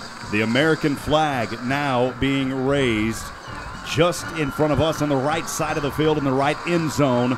Boy, this is going to be a sight to see, friends. You'll have to come back after midnight to see the video of this one, as every player out there for Cedar Park holding an American flag. They're going to run through an American flag. Boy, what an image that is on your video screen, of course, after midnight tonight. Beautiful, beautiful image of the support of our country, especially with the times we're in right now. It's just great to see everybody's on their feet, and be exciting for you to be able to watch it after midnight tonight. I think what an honor as a American soldier comes out first there and now leading the Cedar Park Timberwolves through the American flag. That's awesome. And every player holding an American flag all the way out to the 30-yard line. A lot of fans down there on the field as well, taking pictures and more. We sincerely and heartfeltly appreciate the fine work of our U.S. Armed Forces and all that they do, Joshua, to keep us safe and to keep us to where we are allowed to have a voice here in the U.S. You got to be thankful for that. I mean, if you, even as you look at it, if it weren't for our soldiers, you talk about them all the time from the past, we wouldn't be here. We wouldn't have this wonderful country. We wouldn't have Friday Night Football. We wouldn't have all those things. So just so thankful, and may we never forget the sacrifices that so many men and women have made, will make, and will make in the future. So thank you so much. That was great. I don't think I've ever seen anything like that. That was awesome.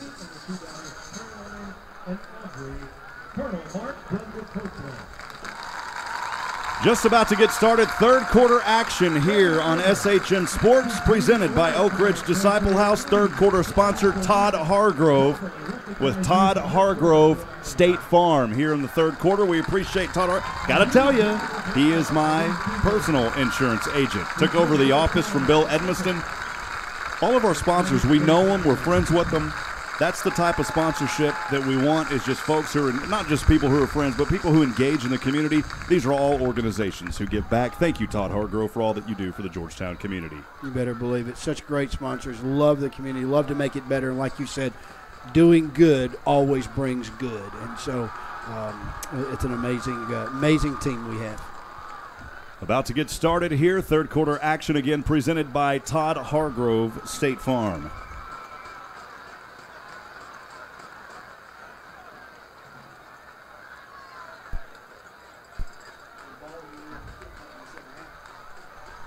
Cedar Park will receive the ball here Georgetown will receive the ball as Cedar Park kicks off here in the second half. 10-17 start of the third quarter. Two set back for Georgetown on the left side as the action will kick from right to left. Third quarter action again brought to you by Todd Hargrove, State Farm, down on the square in beautiful Georgetown, Texas. From the 40, right toe to leather, end over end. This one's going to take a line drive to the 4, fielded by Georgetown on the left side across the 15. Still on his feet near the 30, spinning around. Wow, what a return by Cade Lachlan. He said, my last name may say Lachlan, but I'm going to open this lock up, baby, and I'm going to take it for 30 yards on the return. Great return there, and then stopped by number 3 for Cedar Park. Looks like Majestin Herverda, if I'm saying that correctly.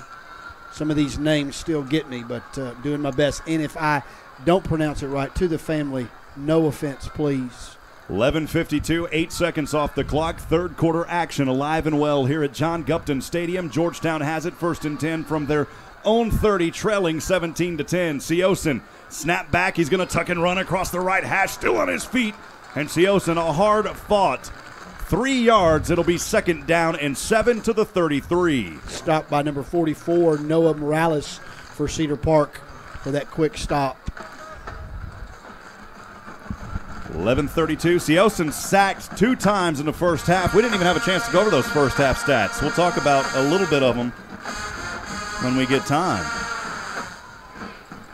2nd and 7 from his own 33. Siosen all alone, but dodges through defenders. Still on his feet across the 40. Siosen has room across the 50. Now to the 45. Still on his feet to the 40, to the 35 and 30. Still on his feet. Siosen is going to take it all the way to the house. What a run by Action Jackson. Sea to the ocean, baby. And Georgetown coming alive in the third quarter of action. Wow. And that was all Jackson. No laundry on the field, no penalties. I mean, he broke 3 solid tackles there. They should have had him, and he is in the end zone to start this third quarter. What a great run.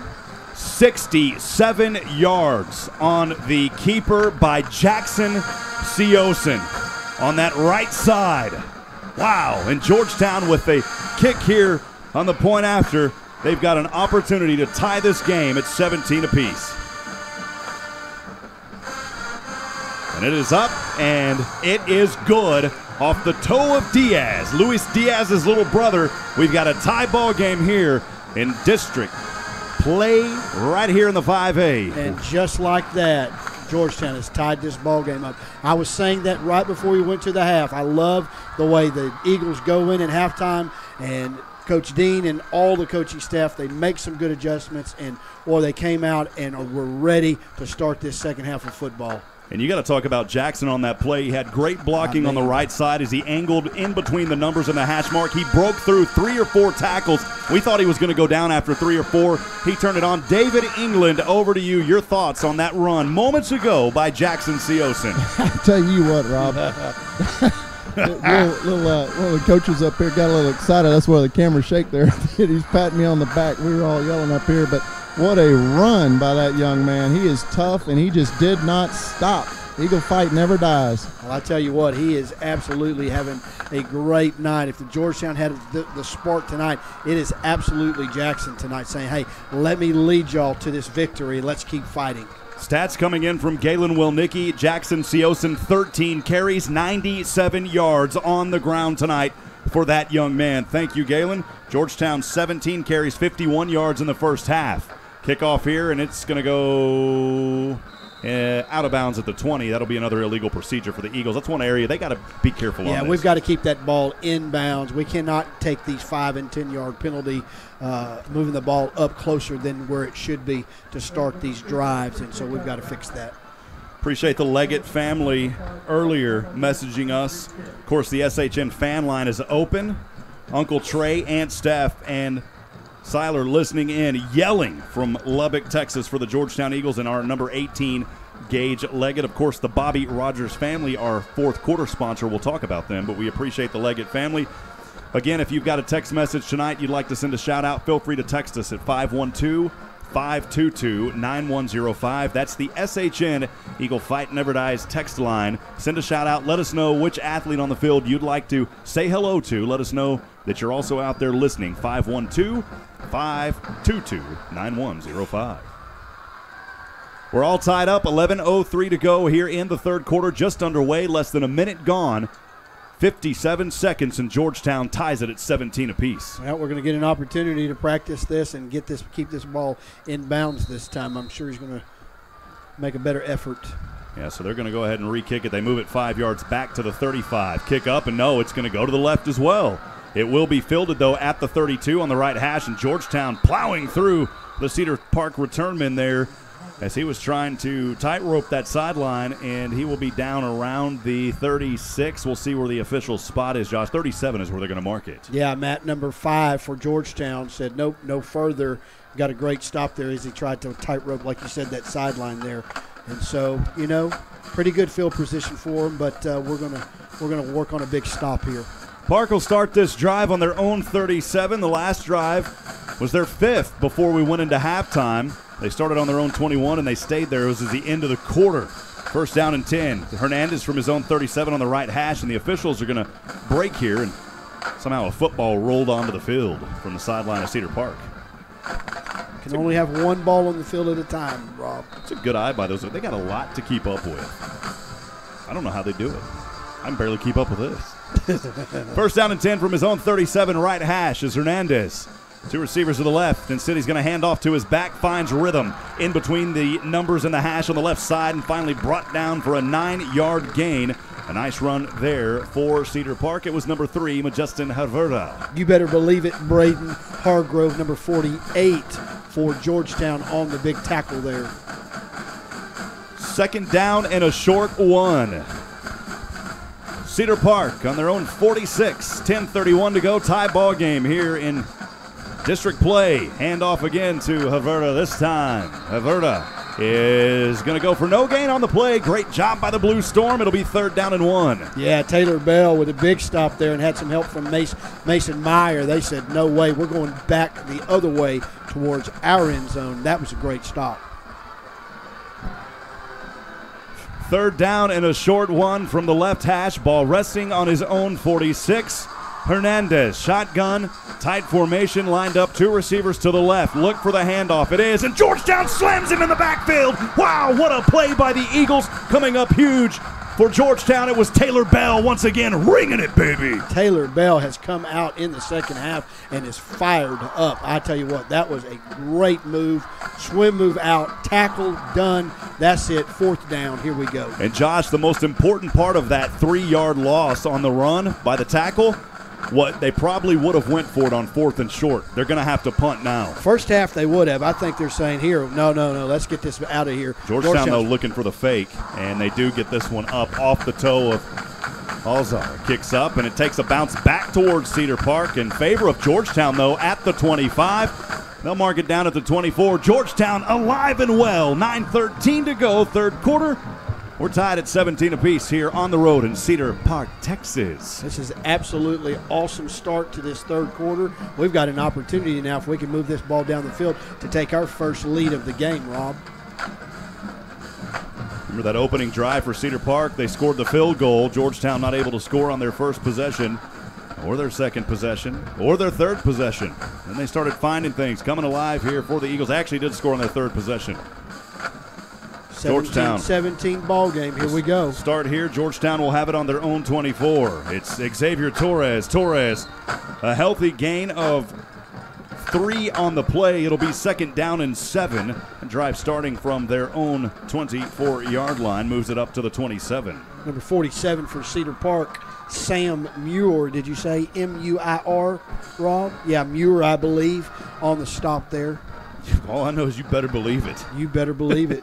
2nd down and 7, left hash mark. Georgetown on their own 27. Seosin shotgun, hard count.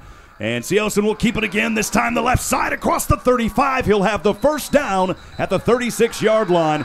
And Georgetown fans getting a little rowdy and yelling, and Georgetown's got the first down. Yeah, I really believe we should have had a flag on that. Those whistles had blown, and they were still wrestling him down, trying to put a hurt on him, and they got away with a little unnecessary roughness there for sure. But that's a first down for Georgetown. Two receivers will break out of the huddle to the right. It's Dylan Cahill. At the very bottom is Noah Drum. One receiver all alone to the left. 1st and 10 from their own 36 on the left hash. Seosin quickly over the middle to Cahill, and it's intercepted. It's intercepted at the 30. I thought Cahill had it, and instead it got picked off by Cedar Park at the 30. Yeah, that was picked off there by number 47, Sam Muir. We just talked about him and really was forced there. I heard him next door. The coach, he said, oh, why'd he throw? Just forced it in there, and, tough break for the Eagles, but we're going to have to just fight here, and they're in the red zone, or not in the red zone, but they're on our side of the field, so we got to get another stop here. Cedar Park going for the dagger right out of the gates. Empty backfield here, 1st and 10 from the Georgetown 30. Eagles showing blitz. They got to cross early. No flag. No flag on it. And Hernandez is going to slide down to the, looks like the 22-yard line. He'll pick up 8. It'll be 2nd down and 2. They've got to get to the Georgetown red zone to get the first down at the 20. And they're going with a hurry-up offense here, Rob. 2nd and 2. Ryder Hernandez in shotgun. Trips right. 2 receivers left. Georgetown shows the 3-5. Hernandez again bouncing around. Hernandez to the right side. Hernandez going to spin. He's going nowhere. A loss of 1 on the play on the right side. Great job by the Blue Storm. Trying to catch a number there. Yes, that's number 25 for the Eagles on that stop. Going to be Jonathan Nice. Engelman listening in. Julia, hello, saying she's listening. Appreciate you, Julia. 17 tied, 7-17 third quarter. 3rd and 3 for Cedar Park from their own 23, or from Georgetown 23. Left side up, and it is broken up. Incomplete in the end zone. What a play by Taco Williams. Bring in the hot sauce, baby. Big Taco put it on him that time. Great, just perfect timing. No interference there, and just a great play by Taco. Brandon Breed, who had that 56-yard touchdown pass earlier, this time incomplete thanks to the Taco Man. Bringing the hot sauce. 4th down and 3. Look for Cedar Park to go for it here on the Georgetown 23. Big opportunity for the Blue Storm. Ryder Hernandez, shotgun, all alone, stands with his feet on the 28. Snap back, right side, has his man, and he's going to be stopped. Georgetown, turnover on downs. The coach is fired up next to us. We're fired up in the booth, and what a stop by the defense. I tell you what, number 37 there, Taylor Bell, on that stop with a couple of other Eagles, making sure nobody got anything any further, and that's a turnover on the ball right there. Eagles will take it. Give Jackson Seosin a chance to reset here after the interception on the previous. Georgetown will get the ball back on their own 23. Left hash, 7:01, third quarter, tied 17 apiece here in District 11 5A Division I high school football. Here we go, Rob. Third quarter brought to you by Todd Hargrove. Here from the 23, it's Seosin, shotgun, hard count. Actually calls 2 counts and then steps up. He's going to readjust and let his line know what's going on. 2 receivers to the left, 1 Lone Ranger standing on top of the 20. Instead, the handoff is going to go to Rodan. And Rodan, you did across the 30. Rodan, a first down, a 10-yard run to the 33. I'll tell you, Rodan just tried to run right over number 23, Strider Laster of Cedar Park. Rodan almost rode him over. Rodan, I believe, and if I get this wrong, I'm sorry, but from Savannah, Georgia. Is that correct, David? I think Rodan is from Georgia, from Savannah. I'm not for sure, but Rodan's creating his own roads out there. He sure is. First down and 10 for the Eagles, right hash on their own 32. In motion is Cahill from right to left. And it is a handoff to Cahill. And Cahill behind blockers is going to power his way forward after breaking 2 tackles to the 39. Georgetown defense, or Georgetown offense, responding to the defense, saying, we're going to help you guys out. We're moving this ball. Number 17, Caden Combs for Cedar Park on the initial stop there. But not after a pickup of, goodness gracious, about 6-7 yards there, bringing up 2nd and 4. 2nd down and 4 from his own 39. 6:04 to go third quarter. Tie game, 17 apiece. Seosin shotgun. Little early start, no offside or no false for Georgetown. Pass up, and it's intercepted at the 45. Second interception, that one into the hands of number 30, Javion Mays, the linebacker, and Yep, Javion Mays read his eyes all the way, sat down, waited, and took it away from him. But you know, the intended receiver, I didn't catch the number. I'm not sure if it was Drum, but he got started about a second early. If he would have went right when the play started, he would have been there for that ball. I think that was a timing issue. That timing issue, needed to pump the brakes just a little too excited, and it cost them that turnover. So here we go. We're right at midfield. We're going to have to just get a stop here, keep this thing going. Cedar Park from the Georgetown 45 on first and 10. Handoff to the left and a loss of 1 back to the 46. Let me tell you something right there. Number 37, boy, just put a hit on that Cedar Park runner. That's going to be Taylor Bell again. Taylor Bell is fired up and playing a great football game right now. Second down and 11 after the loss of 1 by Stockwell, beg your pardon. 5:26 to go in the third. Second and 11 from the Georgetown 46. Hernandez throws left side. It's incomplete into the hands of Brandon Breed. Incomplete at the 35. Broken up there. Yeah, broken up there by number 16, Elijah Clough. And, boy, just a great play there. No interference. Timed it perfectly and said, nope, not going to catch that ball. Clock stopped on the incompletion. Joshua, we are already on the third possession of this third quarter. You remember either team only touched the ball 2 times in each quarter in that first half, so things moving a lot more fast here. Of course, after some big plays on both sides, there was a penalty against Cedar Park. Rob? I'm going to send it over to David. What'd you see, man? After the play, that was an unsportsmanlike conduct against Cedar Park. That's the way we like to move that ball back that way, 15 yards. So great call there. Ladoy will break out of the snap for Cedar Park on the right side alongside his teammate Logan Mayu.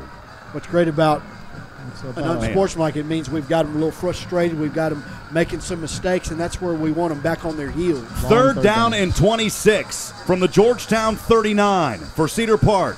Ryder Hernandez all alone, standing at the 34. Standing back, throws it, tipped up into the air. Georgetown's got a chance, and Taylor Bell has the interception at the 40. Across the 30 to the left, angles his way to the 25. Still on his feet, the bell is ringing. Bring him, Taylor Bell at the 21. That was awesome. I mean, that ball, when it was tipped, shot up at least 20 feet, and Taylor Bell just caught it just like he would in the outfield there. And, man, I tell you what, it was a great tip drill. Boy, back-to-back-to-back interceptions, and that one, really those last 2, one by Seosin and now one by Cedar Park. Not really the quarterback's fault too much.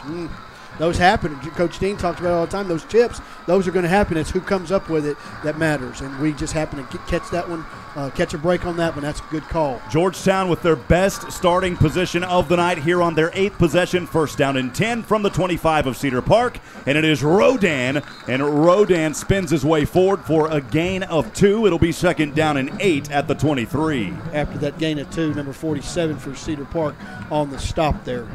Hey, Rob?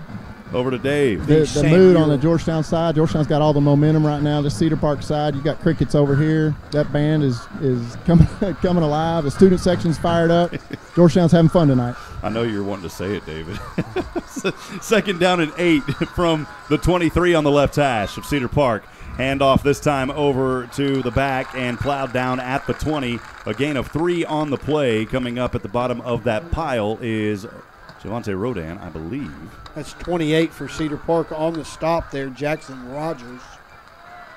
It was Rodan, the ball carrier. Third down and 6. Critical third down for Georgetown here at the 4-minute mark in the third quarter. We're tied 17 apiece. After interception. Back to back. Jack had 2. Cedar Park has 1. Third and 6. Threatening the red zone at the 21. In motion is Cahill from right to left. And Seosin will keep it. Seosin lowers his shoulder. And this time he stopped for only a gain of 1 to the 20. Cedar Park fans happy with that one. And we'll see if Georgetown goes for the field goal here. You know, I'm not sure of the toe of this Diaz. They may go for it. Number 6, Tamer Alzer on the stop there, keeping him from getting that first down. But I tell you what, it's not for a lack of trying by Seosin, that's for sure. Well, it's 4th and 5 for the Eagles. If they went for this one, it would be a 37-yard field goal. They're not going to go for it. They are going to go for it. 4th and 5. Trip stack to the right. And Georgetown may call a timeout, and they do. During this timeout, we'll go ahead and get to some of our sponsors, Joshua, as we thank our friends that make our broadcast possible, partner. You better believe it. We want to continue to just give much appreciation for the SHN family and all of our supporters of Georgetown football. Georgetown Jewelry, Georgetown Jewelry specializes in custom jewelry, bridal, watches, repairs, appraisals, and are buyers of gold, silver, coins, and more. Georgetown Jewelry since 2013. Drop by the Williamsburg Village Shopping Center in Georgetown or visit them online at georgetownjewelry.com. Minuteman Press also proudly supporting Georgetown Eagle football and also Eastview Patriot football on SHN Sports. For all your design, printing, and promotional needs, Minuteman Press is your one-stop shop for all your marketing products and services. Minuteman Press can be found online at www.ptx.com. 4th down and 5 from the Cedar Park 20. Siosin shotgun, hard count, trips right, throws left, corner up, and it is bobbled and caught that football. But the line judge going to say incomplete. Oh, I need to see a replay on that. And he was on the other side of the field and ran over and called it incomplete. Well, look, they do have a replay on the board here. Let's watch it. That's going to be hard to see. Wow. He may have been out of bounds. Oh, I missed it just at the end. Turnover on downs for the Eagles. Well, there's no instant replay to be called here in high school football, but sometimes you wish there were. But here we go. Great effort there by the Eagles. Turns the ball over. Let's get another stop. Appreciate the Siosin family as well, also sponsoring SHN Sports, coming on today as a gold sponsor. We appreciate you, Brenda, and the Siosin family. We'll be talking more about the insurance company her husband runs here coming up next week, possibly this week if we can get to it. But thank you. On a 1st down and 10 from the 20, ball carrier to the 32. Healthy run on the play by Stockwell as Cedar Park getting a little running momentum now. Little running momentum. Number 5 there for Georgetown. Matt Anderson with the stop.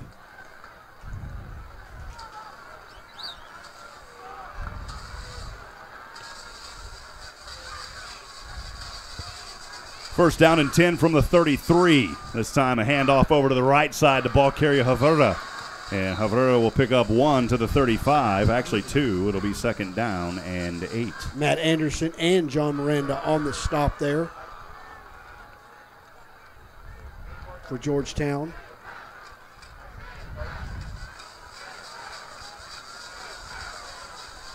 Second down and 8 from his own 35. Is that a new quarterback, or is it still? It is still the Hernandez. Still Hernandez. Hands up, is back, trying to run it up the gut on the right hash, and he'll have it to around the 43. It'll be 3rd down and 6. Another opportunity for the Blue Storm here to get another critical stop. 1:54 to go and counting here in the 3rd quarter. We're tied up at 17 apiece. You better believe that was a great stop. That was just such a swarm of Eagles. I couldn't pick up all the numbers. They just stacked him up. And let's get this stop here on 3rd and 6. Taco Williams, one of the backs here on the right for Georgetown of the defense. 3rd down and 6 from his own 37. Hernandez with 2 receivers to the left. He's going to find and floats one up. Has a man all alone at the 30. Still on his feet, angling in between the numbers and out of bounds, and tackled around the 50. Man. Wide open again, and you know tonight, Josh, these wide open plays have been the difference. It's Will Adoy there with the 1st down all the way to the Georgetown 14. Yeah, Elijah Klopp, number 16, was able to run him down, but that's what's been those plays have been really hurting us tonight. Those big pass plays. 3rd and 6 from the Georgetown 14, trying to run it up the gut here. The handoff to Havrda, and Havrda is going to have a healthy Campbell's Soup gain of 6. 2nd down and 4 to the 8. Nate McMillan for Georgetown on the tackle there, 43. And he's actually heading over to the sideline now as Georgetown He got up a little tender. Personnel. He got up a little tender. I watched him. Changed some personnel on defense. 2nd down and 4 from the Georgetown 8. Handoff left side. It is the big back, Stockwell, the running back, and this time no gain as he ran all the way to the left and finally chased out of bounds by Nick Petter and company. And Taco Williams was in on that as well. 33 seconds, tied 17 apiece here on the road in John Gupton's 2nd district game for Georgetown this season. Of course, Georgetown Eagle football presented by the Oak Ridge Disciple House. Todd Hargrove, State Farm, third quarter. 3rd and 4 for Cedar Park. Low snap, handoff again to Stockwell, and he's ankle tackled, only a gain of 1. At the 7-yard line, it'll be 4th down and 3. They can get the first down at the 4. Yep, number 90, Tyler Knowles. But that's a big old boy right there. Just watched him get up, and that's a lot of muscle right there getting up. And then Mason Meyer in on that big stop as well, number 6 for Georgetown. That is the end of the Todd Hargrove third quarter. 17 all tied up. 4th down and 3 to start the 4th quarter. We'll step aside. We'll take a break. Georgetown Eagle football continues on SHN Sports.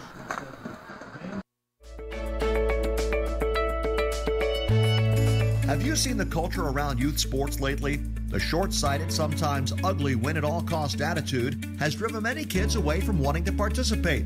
At Positive Coaching Alliance Central Texas, we believe that sports is an amazing way for kids to learn crucial life lessons, how to react to winning, coping with disappointment, and improving through effort. Come join PCA, Central Texas movement to create a healthy sports environment. Visit pca-centraltx.org.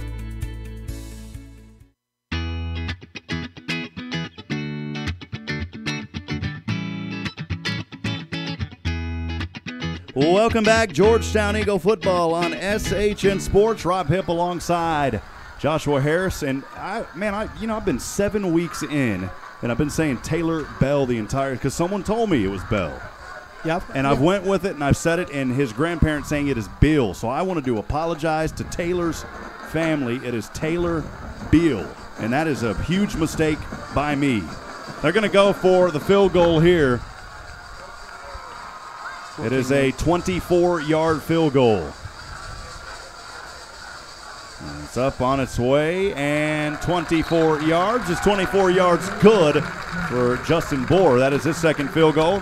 The Wolves will retake the lead 20-17, 11:54. Josh, we'll get to some of those sponsors, man. Yeah, you bet. Let's go ahead and recognize Georgetown Interstate Transmission and Auto Repair, supporting not only Georgetown Eagle but also Eastview Patriot football. For your general maintenance and automotive repairs performed by ASC certified techs, very important, drop by Georgetown Interstate Transmission and Auto Repair next to Mel's Lone Star Lanes there on Austin Avenue. You can visit them online at georgetownautorepair.com. Thank you, Joe Bob, with Georgetown Interstate Transmission and Auto Repair for your generous support of high school football in Georgetown.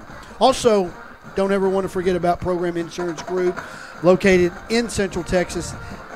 Program Insurance Group is an insurance provider serving clients in all 50 states. Program Insurance Group is designed to fit your insurance needs and help you manage potential risks that may come your way, offering a wide variety of insurance products for business and personal needs. Program Insurance Group has you covered. For more information, please visit them online at www.pigbcs.com. Thank you, Doug Groves and Program Insurance Group, for sponsoring Georgetown Eagle football on SHN Sports. Thank you, Doug. Thank you, Gene Lawhon, for making that possible. 11:54 to go, fourth quarter, sponsored and brought to you by the Bobby Rogers family. Kickoff from left to right into the hands of Georgetown at the 30, still on his feet, now angling to the 35. A healthy return to the 36 by none other than Cade Lachlan. Georgetown, 158 rushing yards. Cedar Park, 78. Georgetown, 96 passing yards. Cedar Park, 171. We are almost even in total yardage. 254 for the Eagles, 249 for Cedar Park. Thank you, Will Nicky, for the stats. Hey, 2017 right now in the fourth quarter. This is a pretty even ball game, and I'm not mad at this at all. We got a great quarter of ball to play. Ninth possession for Georgetown tonight. They'll start 1st and 10 on their own 36. Seoston, 2 backs to either side. 2 receivers to the right. 1 is Fillmore to the left. Seoston stands in shotgun at his 30. He will keep it, and they'll read it beautifully, and he'll be stopped at the – oh, they're going to give him the progress, though, at the 32. He was actually down at the 30. Yeah, big number 53 for Cedar Park. B.J. Jones in on the stop. Was just not letting him go anywhere. That will be a 4-yard loss. 2nd down and 14 for Georgetown. Appreciate Nathan Hipp behind us, keeping things rolling on the scoreboard and video, Nathan, as well as David England. Thank you, David. 2nd and 14. Georgetown on their own 32, left hash. Two receivers stacked top of each other at the 30. Passovers. Drum is one of those receivers. Drum spinning around. He lost it out of bounds. Fall back on it, and he got the ball up to around the 37. You know, that design play right there where Noah Drum lines up behind Dylan Cahill. That's so Cahill can get that initial block for him. It worked, and Noah Drum got back to the original line of scrimmage. 4-yard gain, 3rd down and 10, critical for the Georgetown offense on this play. Players kind of running over here. A little confusion as Noah. What is Noah Thompson doing out there? He went over to the sideline. Breaking out of the huddle. Corey Coleman to the right as part of a trips package. Empty backfield, 2 to the left, 3rd and 10 from his own 36. Siosin takes a moment and flags fly. Yeah, we're going to get a delay, looks like. No, there was 2 seconds on the clock. They called a false start. False start. And I mean, little silly things that you just. Yeah, but that's one of those questionable because Jackson came out. He was talking things over. That's a very rare call. Yeah. Coach is responding next door a little bit too, the same as you. It's a call that, and again, not knocking. They've got a hard job out there, do. but that's a call you can't make. You got to let it play. Everybody was moving in. 3rd and 15 from his own 31. 4 receivers, right, 1 left. Siosin, 25, shotgun. He's got room, and he's going to be sacked for the 4th time tonight. Oh, yeah. And it goes back to that play. Let him play. Yeah, 47, Sam Muir stopped it up, and then just Cedar Park just jumped on him with 3 or 4 more guys, and he wasn't going anywhere. Going to put us way back deep. It's a drive that started on their own 36, and the resulting of the penalties and sacks bring Georgetown back to the 25. So you call that an 11-yard loss. It'll be 4th down and 21, and Georgetown will have to punt this one away. One set to receive for Cedar Park at the 40. Is that number 5, Keon King. Georgetown will punt this one from the 10. High snap here and off the foot of Jackson. And it's a low punt. It goes out of bounds around the 45. Rob, I think they got a piece of it. That high snap, he tried to get it down quick, and I think maybe got a little piece of it. If not, just hit off the side of his foot. It's only a short punt. It'll go to the 42-yard line. So you take 42 and you subtract 25. And if you're a math major, you'll say that's 17 yards punt.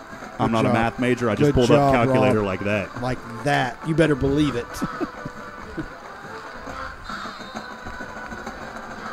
A 17-yard punt will put the ball for Cedar Park on their 10th possession of the night on the Georgetown 42. Right hash leading 20-17, 9:19 to go in the game. Spinning around here on the keeper by Hernandez, and Hernandez will pick up 3 yards. It'll be 2nd down and 7 at the 39. Taylor Beal stopped quickly. Rob, you got stopped him quickly, though.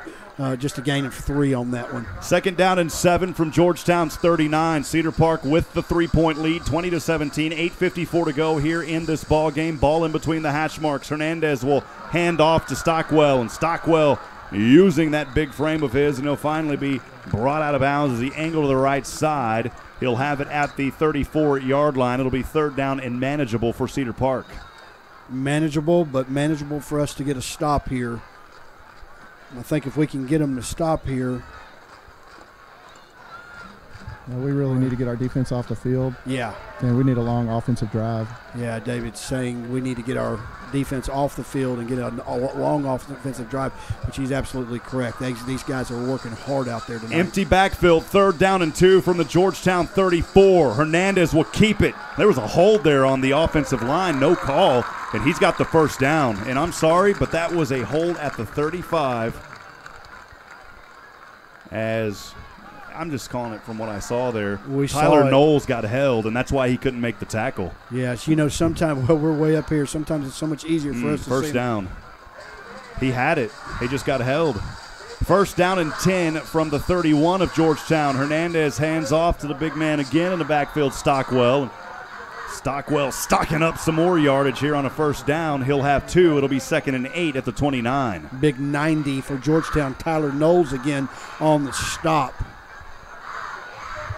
Well, Rob, as close as this game is, do you think it's time for a stop? Because, if they go in and score, we're down by 10, and it's 2 possessions.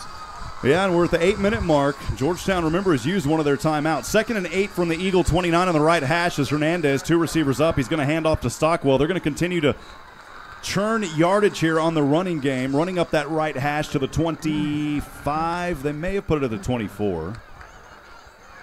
Am I right? No, the 26. Yeah, I sure like that push there, though. Number 4, Colby Cummings, got in there quick and kept that from being anything. It'll be 3rd down and 5 from the 26. Again, thank you to the Bill family. Great coverage from Don Burgess. Sent us a text from Folsom, California. 3rd down and 5. Critical for the Blue Storm here on the 26-yard line. Cedar Park has it in Georgetown territory. 3rd and 5 from the Georgetown 26, leading 20-17, 7:12 to go. Pass over in the flat right side, has his man and has the first down, out of bounds. And they should stop the clock, and they do. I was about to say, you can't keep running a clock here. And that was a catch on the play by William Adoy. And it'll be first down inside the red zone now at the 18. Again, Cedar Park leads 20-17, 7:07 to go here in the ball game. Cedar Park driving in the red zone. 1st and 10 from the Georgetown 18. Hernandez one back to his left. Man in motion from left to right. He's going to step back. Good protection. Now it falls apart. He's going to be chased down. Still has room. Throws it. And this line pass over to Adoy is incomplete. Around the 3-yard line. It was well short. He had to get rid of it. 2nd down and 10. Had to get rid of it because number 4, Colby Cummings for Georgetown, was breaking on him fast. That was great pursuit and a great force out there. Again, we appreciate the Seosin family and your generous support of Georgetown Eagle football, not only on SHN Sports, but also throughout the season, helping these kids out quite a bit. We appreciate Brenda and her husband and Rudy, great folks here in Georgetown. 2nd and 10 from the 18. Little Dr. Pepper in the mouth to get it popping. Got to do it. From the 18, better believe handoff left side, and it worked. He's down, brought at the 20. Stockwell with a 1-yard loss. I told you put a little Dr. Pepper in your mouth. Put a little Dr. Pepper and Matt Anderson. Let me help you out, Rob, a little bit with a great tackle there, number 5 for Georgetown. Yeah, great job there for Matt Anderson. 6:40 to go. 20-17. Cedar Park, 3rd and 11. More Dr. Pepper in the mouth. Dr. Pepper, you need to advertise with us. Oh, I'm learning all the great tricks of the broadcast world up here tonight, Rob. Empty backfield for Hernandez on the left hash. 3rd and 11 from the Georgetown 19. Passing over the middle, has his man at the 5, and has the first down. Maybe I should switch to Diet Dr. Pepper. Well, I tried to tell you. Number 43 there with the stop. Saved him from going into the end zone. Nate McMillan for the Eagles, but not before. Now we're 1st and 5, 1st and goal. 5 yards to go. We got to get a stop here. You better believe it. You better believe it. You better believe it. Come on, Eagles. 6 minutes to go. 1st and goal from the 5. Hernandez all alone. Dances around. Cover. Passes over up the middle and a touchdown wide open at the D of the LISD logo. A 5-yard touchdown pass into the hands of his receiver, who was just all alone. Nobody was covering him. And I don't even have anybody to even say was close to him because there wasn't. He just snuck right to that back end zone line and sat there, and he just delivered it right to him. And it was a pass to Carson Neal, who was also the holder. 5-yard pass to Neal. Boy, these quarters been going fast, Rob. Extra point kick is up, and it's good. And it's back to a 10-point lead, 27-17, 5:52 to go here in the ball game. We'll thank some more of our sponsors here. Rob, we want to continue on with Georgetown Jewelry. Georgetown Jewelry, brought to you by Ricky Poe, owner of Georgetown Jewelry. Georgetown Jewelry specializes in custom jewelry, bridal, watches, repairs, appraisals, and buyers of gold, silver, coins, and more. If you've got some things, bring it in. Georgetown Jewelry since 2013. Drop by the Williamsburg Village Shopping Center in Georgetown or visit them online at georgetownjewelry.com. Once again, we want to go with Minuteman Press. Ty Gibson at Minuteman Press, proudly supporting Georgetown Eagle football and Eastview Patriot football on SHN Sports. For all of your design, printing, and promotional needs, Minuteman Press is your one-stop shop for all your marketing products and service. Minuteman Press can be found online, www.mmptx.com. thank you, Ty Gibson, and that team, Minuteman Press, for your generous support in helping make these broadcasts possible with SHN Sports. In the words of Joshua Harris, absolutely, you better believe it. You better believe it. And we better believe right now that Georgetown can do a little something here. And we do believe, we just need it to happen. Let's send a little good Eagle mojo down there. Kick over from left to right. It's going to be fielded by Georgetown at the 30 into the hands of 43 McMillan. McMillan still on his feet. He'll go in between the hash marks and finally brought down at the 37-yard line, and that's where the Eagles will have to work on this 10-point deficit, 27-17, 5:44 to go here in the Bobby Rogers family fourth quarter. And I got to talk about Bobby Rogers. We appreciate him. Trey, Amy, and Lindsay. Also, if you're interested in any vehicle, give Bobby a call, 800-632-9846. Thank you, Bobby. We got to move this ball. 1st and 10 from his own 37 is Seosin. With 1-2 timeouts, passes over, and it's dropped by Noah Drum. A rare drop in between the hash and the numbers on the 40. It would have only been about a 6-yard completion, but we need every yard we can get here. Incomplete, second down and 10. You're absolutely right. You don't see many drop balls by Noah, and we need every yard we can get. Georgetown, a little confusion here. They'll bring out 4 receivers package here to the right. One is Fillmore to the left on a 2nd and 10 from his own 37. Seosin, right side, this time Drum, and he's upended at the 35. Loss on the play of 3. It'll be 3rd down and 13. That's not where you want to be. Yeah, number 17 for Cedar Park was not fooled by that. All broke as soon as the ball was thrown. Caden Combs with a quick tackle there for Cedar Park. Actually move him up a yard. It's 3rd down and 12 from the 35. Seosin shotgun stands at the 29. 4 receivers to the left, 1 up top is Fillmore to the right. Seosin stepping back, great protection, pass over deep down, up, and it is caught at the 45 for the first down. What a grab by Cade Lachlan on the left side. That's a Georgetown Eagle first down. Yes, that was a great combination throw, catch on a line, stayed focused, didn't mind the hit, and held on to that football. Moreno going to line up as a receiver this time as part of the triplet package to the right. 1st down and 10 from the Cedar Park 45. As he's hit, throws it Fillmore. Reaching with his left hand, he is held all over the place at the 25 and no flag. And he's not going to argue. They're going to let him play. I saw Fillmore get held on the right arm. I sure did, and I'm trying to pick that number up right now because number looks like 23, Strider Laster for Cedar Park, got away with a little bit there because he was definitely held.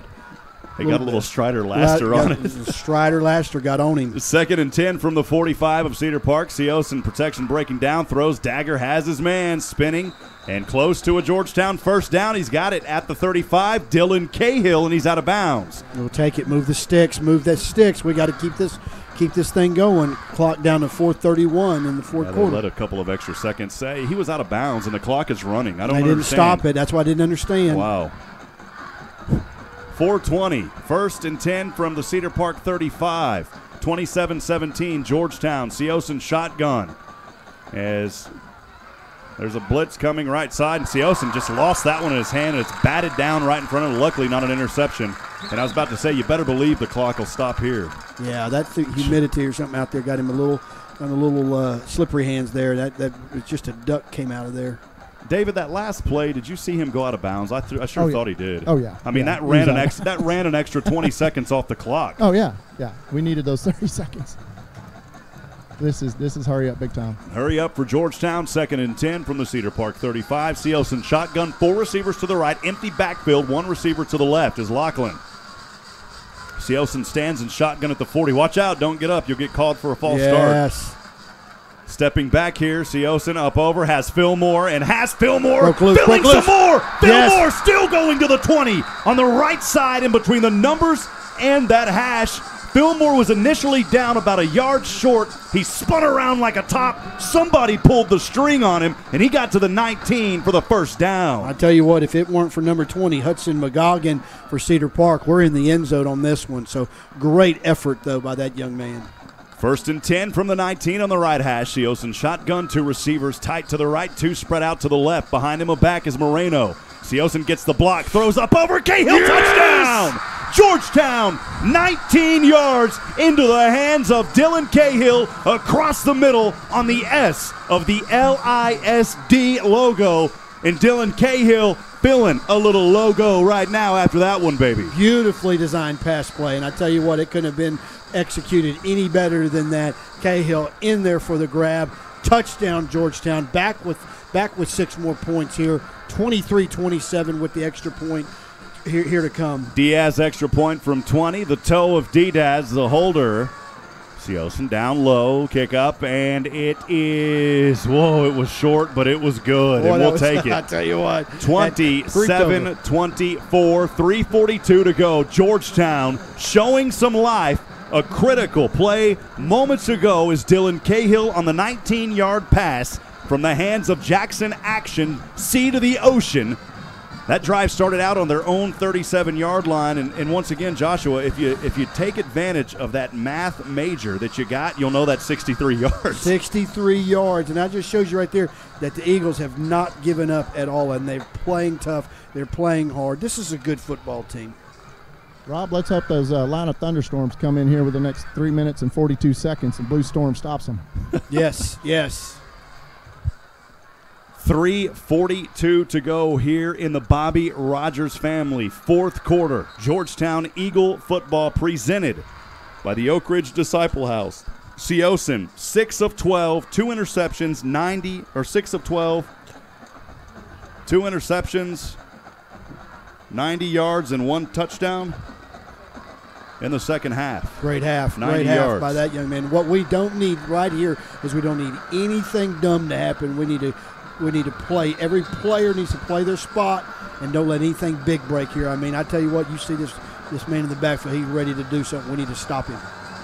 Onside kick by Georgetown, and they almost have it. Oh, we almost had it. Oh, my goodness. It bounced right off the chest. The Eagles could have had it at the 46. They weren't able to hold on as it took an awkward bounce. I mean, that literally was textbook right there. Great kick. Hit him in the chest. Just couldn't hang on to it. Well, once again, we appreciate you joining us here on the SHNSports.com broadcast network. Georgetown Eagle football, the most listened to coverage in Central Texas. We appreciate you joining us here this evening, as always. And that coverage thanks to our SHN family who does so much behind the scenes to make things happen. Back in action we are. Cedar Park has the ball, 1st and 10 on the Georgetown, or on their own 46 rather. And a flag here, that's a delay of game. Yes, yes it is. And that is a good sign for Georgetown. Yes, they're going to try to run off as much time on this clock as they can. So here's the scenario, folks. Second game of district play for Georgetown. They lost to Hutto last week. They're trailing here on the road 27-24. 3:40 to go. Georgetown has 2 timeouts. Cedar Park has 3. 1st and 15 from his own 41. This one over to Stockwell, and he's stocking the well even more as he picks up a healthy gain all the way to the 49, an 8-yard gain on a 1st and 15. It'll be 2nd and 7, Joshua. Big stop there by Gage Leggett. We're grateful for that stop there. Boy, I tell you what, he had some open space if Gage wouldn't have got in there and grabbed that leg. Some confusion here by Cedar Park. They finally get things in order. 2nd down and 7 from the Georgetown 49. 3 minutes we are. Cedar Park with the lead. Hernandez all alone. Punt fakes once. Man, my goodness. And he slides and gets slammed. And, wow, now they throw the flag. Now they throw the flag when there was a hold. Yeah, but they should have. Unfortunately, Georgetown there hitting the quarterback dumb after he slid. You can't do that. Not smart, not smart. Not right now, not ever, but definitely not right now. There was a hold in the back that didn't get called. And it's now like a the personal third foul. one this quarter that they've missed. That's the way it goes. And his momentum took him out. He was not intentionally trying to do that, but they're going to call it every time. You got to, unfortunately. That's a 15-yard flavor. And instead of the ball being around the 45 or 49 or so, that's at the 49. It's going to move it all the way up to the Georgetown 35. I guess that's a 14-yard penalty. Now is the time to strip this ball. We've got to get this ball back. 1st and 10 from the 35 of Georgetown. Hernandez has Stockwell is back to the right. 2 receivers to either side. 2:44 to go. 27-24. Cedar Park leads. This time the keeper by Hernandez. He'll slide down to the 28. Man, he actually looked like they mark it where the ball is, so they're actually going to mark him down at the 10. Yeah, I said 28. I'm wrong on that. I'm sorry. Yeah. It's a 33. Yeah. You know what I was thinking, Josh. Yeah. 2nd and 8 after the quarterback slide by Hernandez. 2:17. They're just going to keep letting the clock roll here. We used any timeouts this half? Rob, how many timeouts does Georgetown have left? They've got 2 left. Okay. 2nd down and 8. They're just going to keep letting this clock roll. The play clock at 6. The game clock under 2 minutes now. T-Wolves 27, Eagles 24. Cedar Park with the ball. 2nd and 8 from the Georgetown 33. And now a whistle and a flag and a false start. I would assume a false start. It came. Delay a game there? I think they got it off.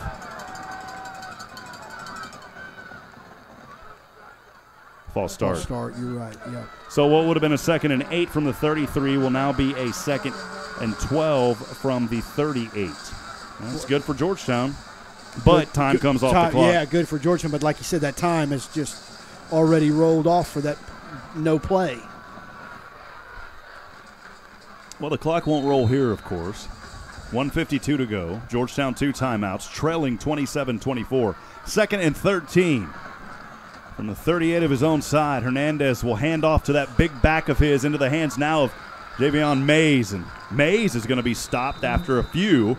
Maybe a pickup of about 2 on that. That's good. Georgetown will take it. They're going to call a timeout here. 3rd and 11 from the Georgetown 36 at the 1:41 mark. We appreciate you joining us here on SHN Sports and the Bobby Rogers Family Fourth Quarter. We'll send it over to some more of our wonderful sponsors. Yeah, let's go and make sure we get in one more time at least. Georgetown Interstate Transmission and Auto Repair, proudly supporting Georgetown Eagle and Eastview football for your general maintenance and automotive repairs performed by ASC certified technicians.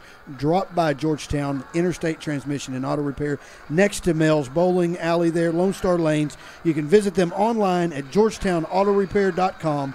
Thank you, Joe Bob, with Georgetown Interstate Transmission and Auto Repair for your generous support of high school football in Georgetown, for Texas. your generous support. You better believe it. Hey, I want to thank also Joshua. I'll read it for you. The Oak Ridge Disciple House, a faith-based Christian character building ministry helping men 18 and older overcome substance abuse addiction through a well-planned and structured program. If you or someone you know is struggling to overcome their addiction, the Oak Ridge Disciple House can help. Please visit them online at oakridgedisciplehouse.com. Thank you to Joshua Harris and Oak Ridge Disciple House for your generous support of Georgetown Eagle football. You better believe it. You better believe it, and we love our partnership with SHN. 3rd down and 11, critical for the Blue Storm. Cedar Park on the Georgetown 36.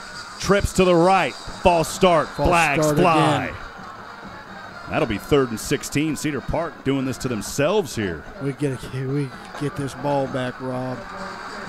1:42 on the clock. 1 timeout left for the Eagles.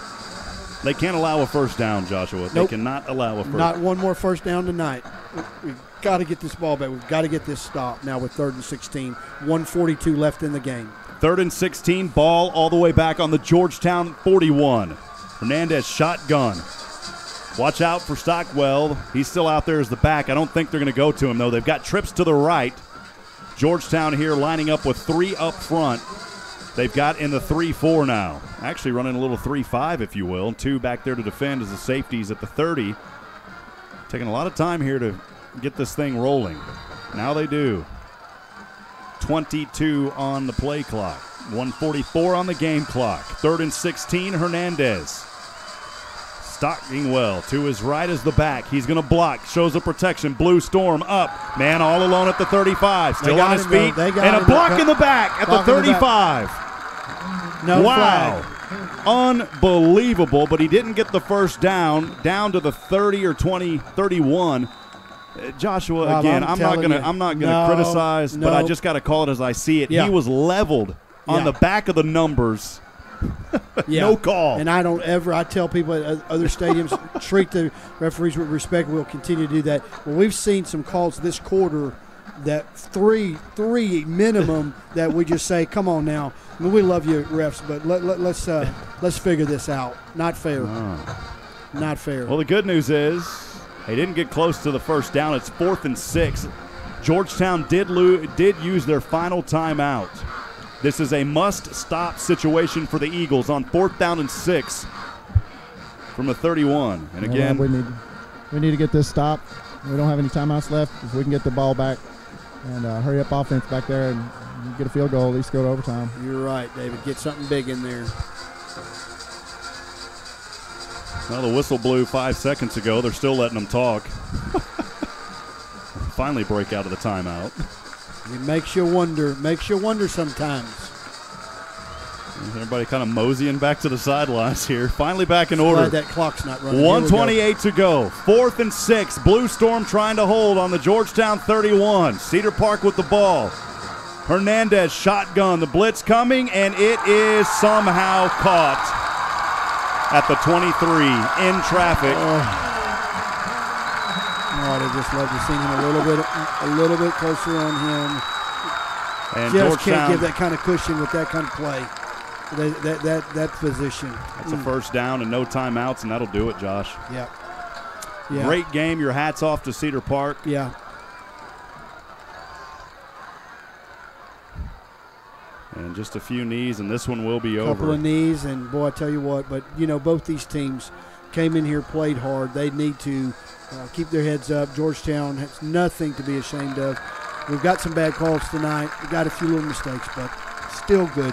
Still good game, fun game to watch. I think proud of them. Defensive player going to have a little bruise on his back after that helmet went into it. Absolutely horrible call. And you talk about, too, the 20 seconds that went off the clock when the man went out of bounds. Yeah. Kept going. I kept saying, move those sticks. What are we doing? Why is it going? That timekeeper up there. Hats off to Cedar Park, though. Carl Absek. Georgetown has never won a game versus Cedar Park in the SHN era. Last year we lose by 1. This year we lose by 3. Georgetown will fall to 0-2 in district play. Cedar Park goes 3-0. Yeah. As the time winds down, we appreciate you joining us here. We'll have post-game discussion and more as we are at the 2-1-0. And once again, the sportsmanship out there. Georgetown, always a class act on these games. And we appreciate the Cedar Park hospitality up here as well. Always wonderful folks to work with here in Cedar Park. We appreciate Jennifer, Cassidy, and all the staff. Also wanted to shout out to the assistant athletic director here who got me information today after I had reached out to them. So you talk about so many wonderful people and just doing it for the kid. At the end of the day, friends, this is all about the kids. And that's right. And it's just a tough, heartbreaking loss for the Eagles. They fought hard. Jackson Seosin, we're going to see more of him keeping the ball this season. This is a Cedar Park team, though, not to diminish them tonight. This is not the same powerhouse team that they had last year. No, they're rebuilding a little bit, but like I said, and we're neighbors. I mean, Cedar Park's right next door to Georgetown. This is a fun rivalry, fun game. Always has been and always will be. So hats off to Cedar Park. We'll see you next year, and we'll be bigger, stronger, faster, and better. We'll take a quick break. Don't go anywhere, folks. Georgetown Eagle postgame on the Eagle Fight Never Dies Nation Network right here on SHNSports.com. We'll continue in just a few moments. Stay with us, friends. We'll be right back.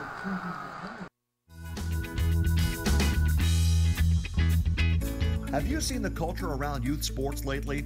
The short-sighted, sometimes ugly win-at-all-cost attitude has driven many kids away from wanting to participate. At Positive Coaching Alliance Central Texas, we believe that sports is an amazing way for kids to learn crucial life lessons, how to react to winning, coping with disappointment, and improving through effort. Come join PCA, Central Texas movement to create a healthy sports environment. Visit pca-centraltx.org.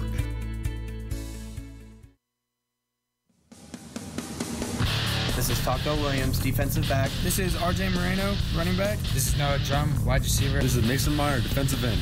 This is Johnny Knight, defensive back. This is Dylan Cahill, slot receiver. This is Gage Leggett, defensive back, and you're listening to Georgetown Eagle Football on SHN Sports.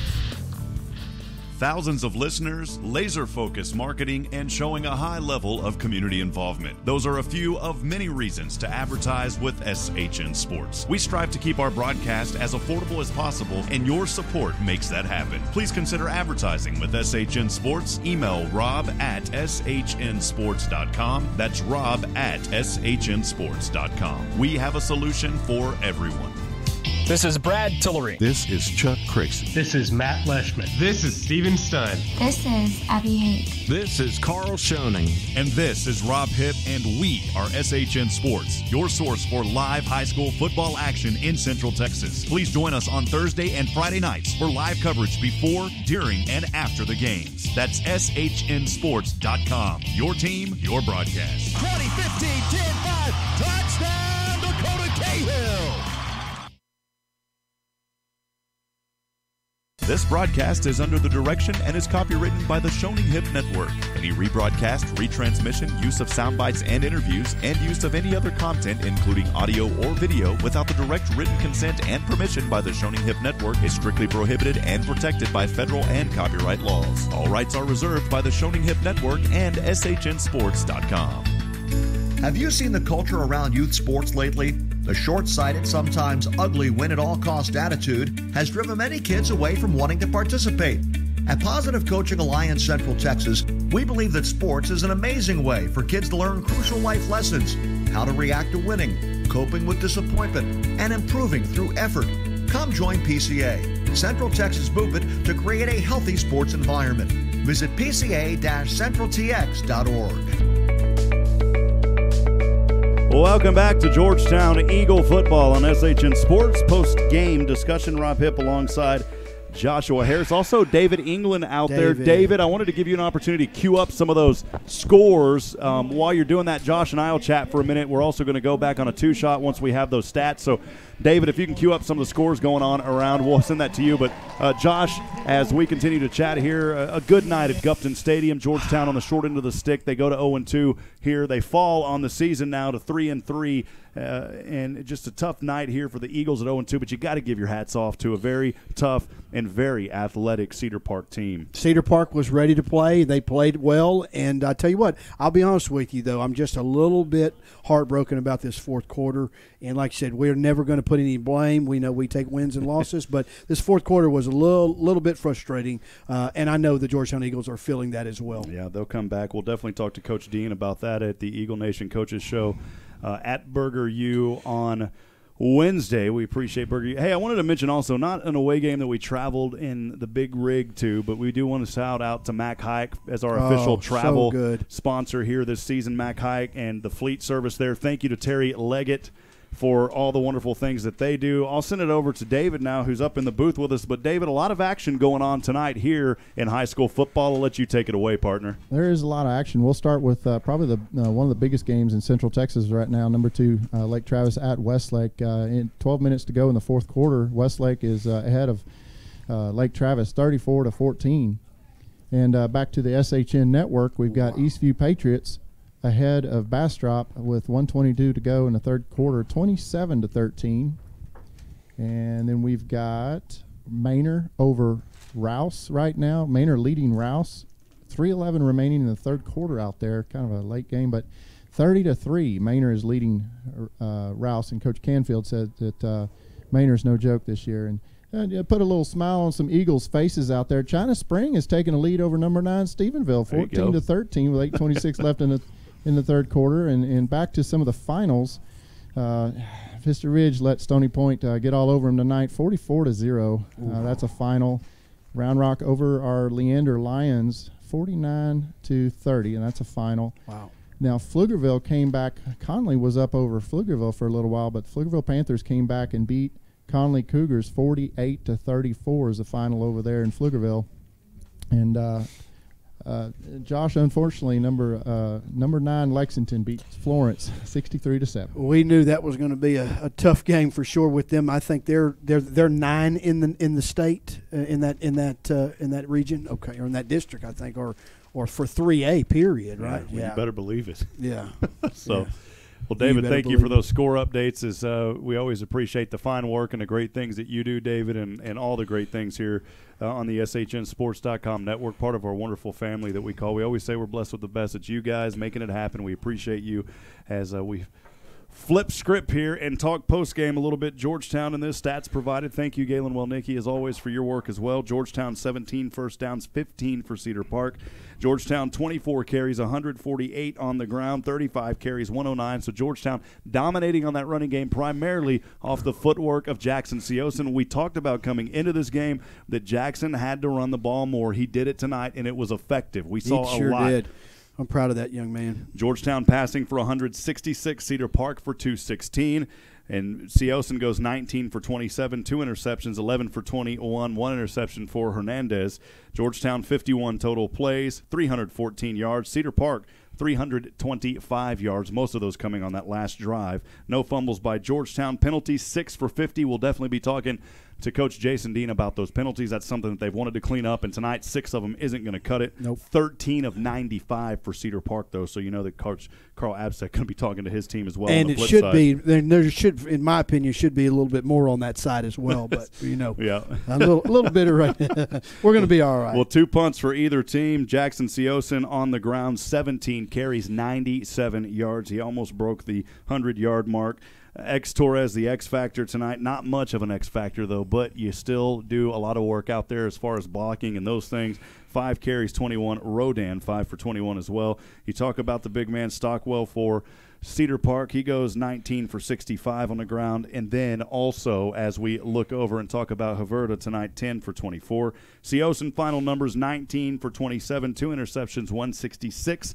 And then Hernandez Ryder Hernandez for Cedar Park, 11 for 21, 1 interception. That one was a tip. So it's one of those that shows up in the stat sheets that you kind of say, what happened, for 216 yards. A tough one here tonight, but Georgetown got a good schedule ahead of them. They started out with the 2 toughest teams in district. Now things maybe ease up a little bit, but this is still arguably one of the toughest districts in the state of Texas. Absolutely one of the hardest, if not, some say the hardest. And so, hey, we'll see what happens. I know they're going to go back into the weight room and onto the field and get stronger and be ready for next week. And I know that they're a little bit disappointed right now, but Coach Dean's going to take care of things. Well, Josh, appreciate you being here tonight, stepping in for Kelly DeVoll. Man. Kelly, we missed you tonight. Kelly, good to have thank Joshua you Harris. Yeah, for the opportunity. Rob, thank you so much. I just have a blast. David, where are we at next week? I'll put David on the spot. At home versus his homecoming, Pflugerville. Homecoming, okay. Connolly? Pflugerville Panthers, that's right. I'm out of it, man. That'll be a good game. The light is on me. That'll be a good game, yeah. Well, friends, tomorrow, Southwestern University football on SHNSports.com. Got a call from Coach Joe Austin earlier, and the ASC has elected to move that game to 4 o'clock due to potential lightning in the area. So we will be on the call starting at about 3:55 with in-depth coverage and more, and, of course, featuring all those angles and the great work of David England out there as well. So excited about that at home. And going to be a great game at Southwestern. Looking forward to it. So. Looking forward to helping out again tomorrow. And we don't have to drive 8 hours, so it'll be nice. Well, friends, for Joshua Harris, so you got any final comments, Josh, by the way? Man, just another great night of football. Love Friday night football, and you know, we just pray everybody stay safe in the weather that might be coming. Awesome. Well, we're so thankful for all of our crews throughout Central Texas, the hospitality by all of the venues that we visit tonight in Cameron, Michael Francis, Carl Schoening on the call for Gerald over in Leander at home. Versus Round Rock, Mark Sickles there with Gary Gutierrez. And then, of course, here, you, Joshua Harris, appreciate you being here. We talk about Eastview as well on that call, Travis Banks and Stephen Strong. So a lot of great folks throughout the network that always make these coverage possible. We do it for the kids. That's what we're here for, and we're honored and blessed to bring it. For Joshua Harris, Galen Welnicki, David England, and Nathan Hyde, I'm Rob Hipp wishing you well.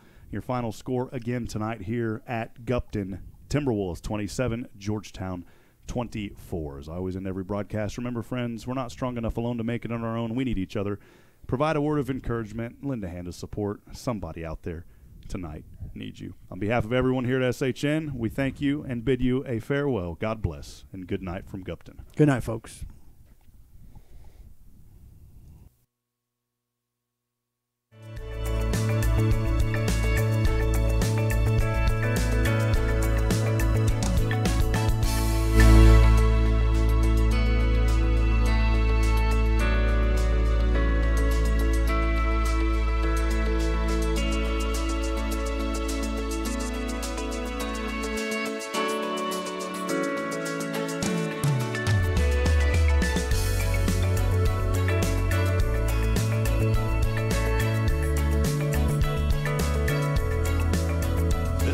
broadcast is under the direction and is copywritten by the Hipp Network. Any rebroadcast, retransmission, use of sound bites and interviews, and use of any other content, including audio or video, without the direct written consent and permission by the Hipp Network is strictly prohibited and protected by federal and copyright laws. All rights are reserved by the Hipp Network and SHNSports.com.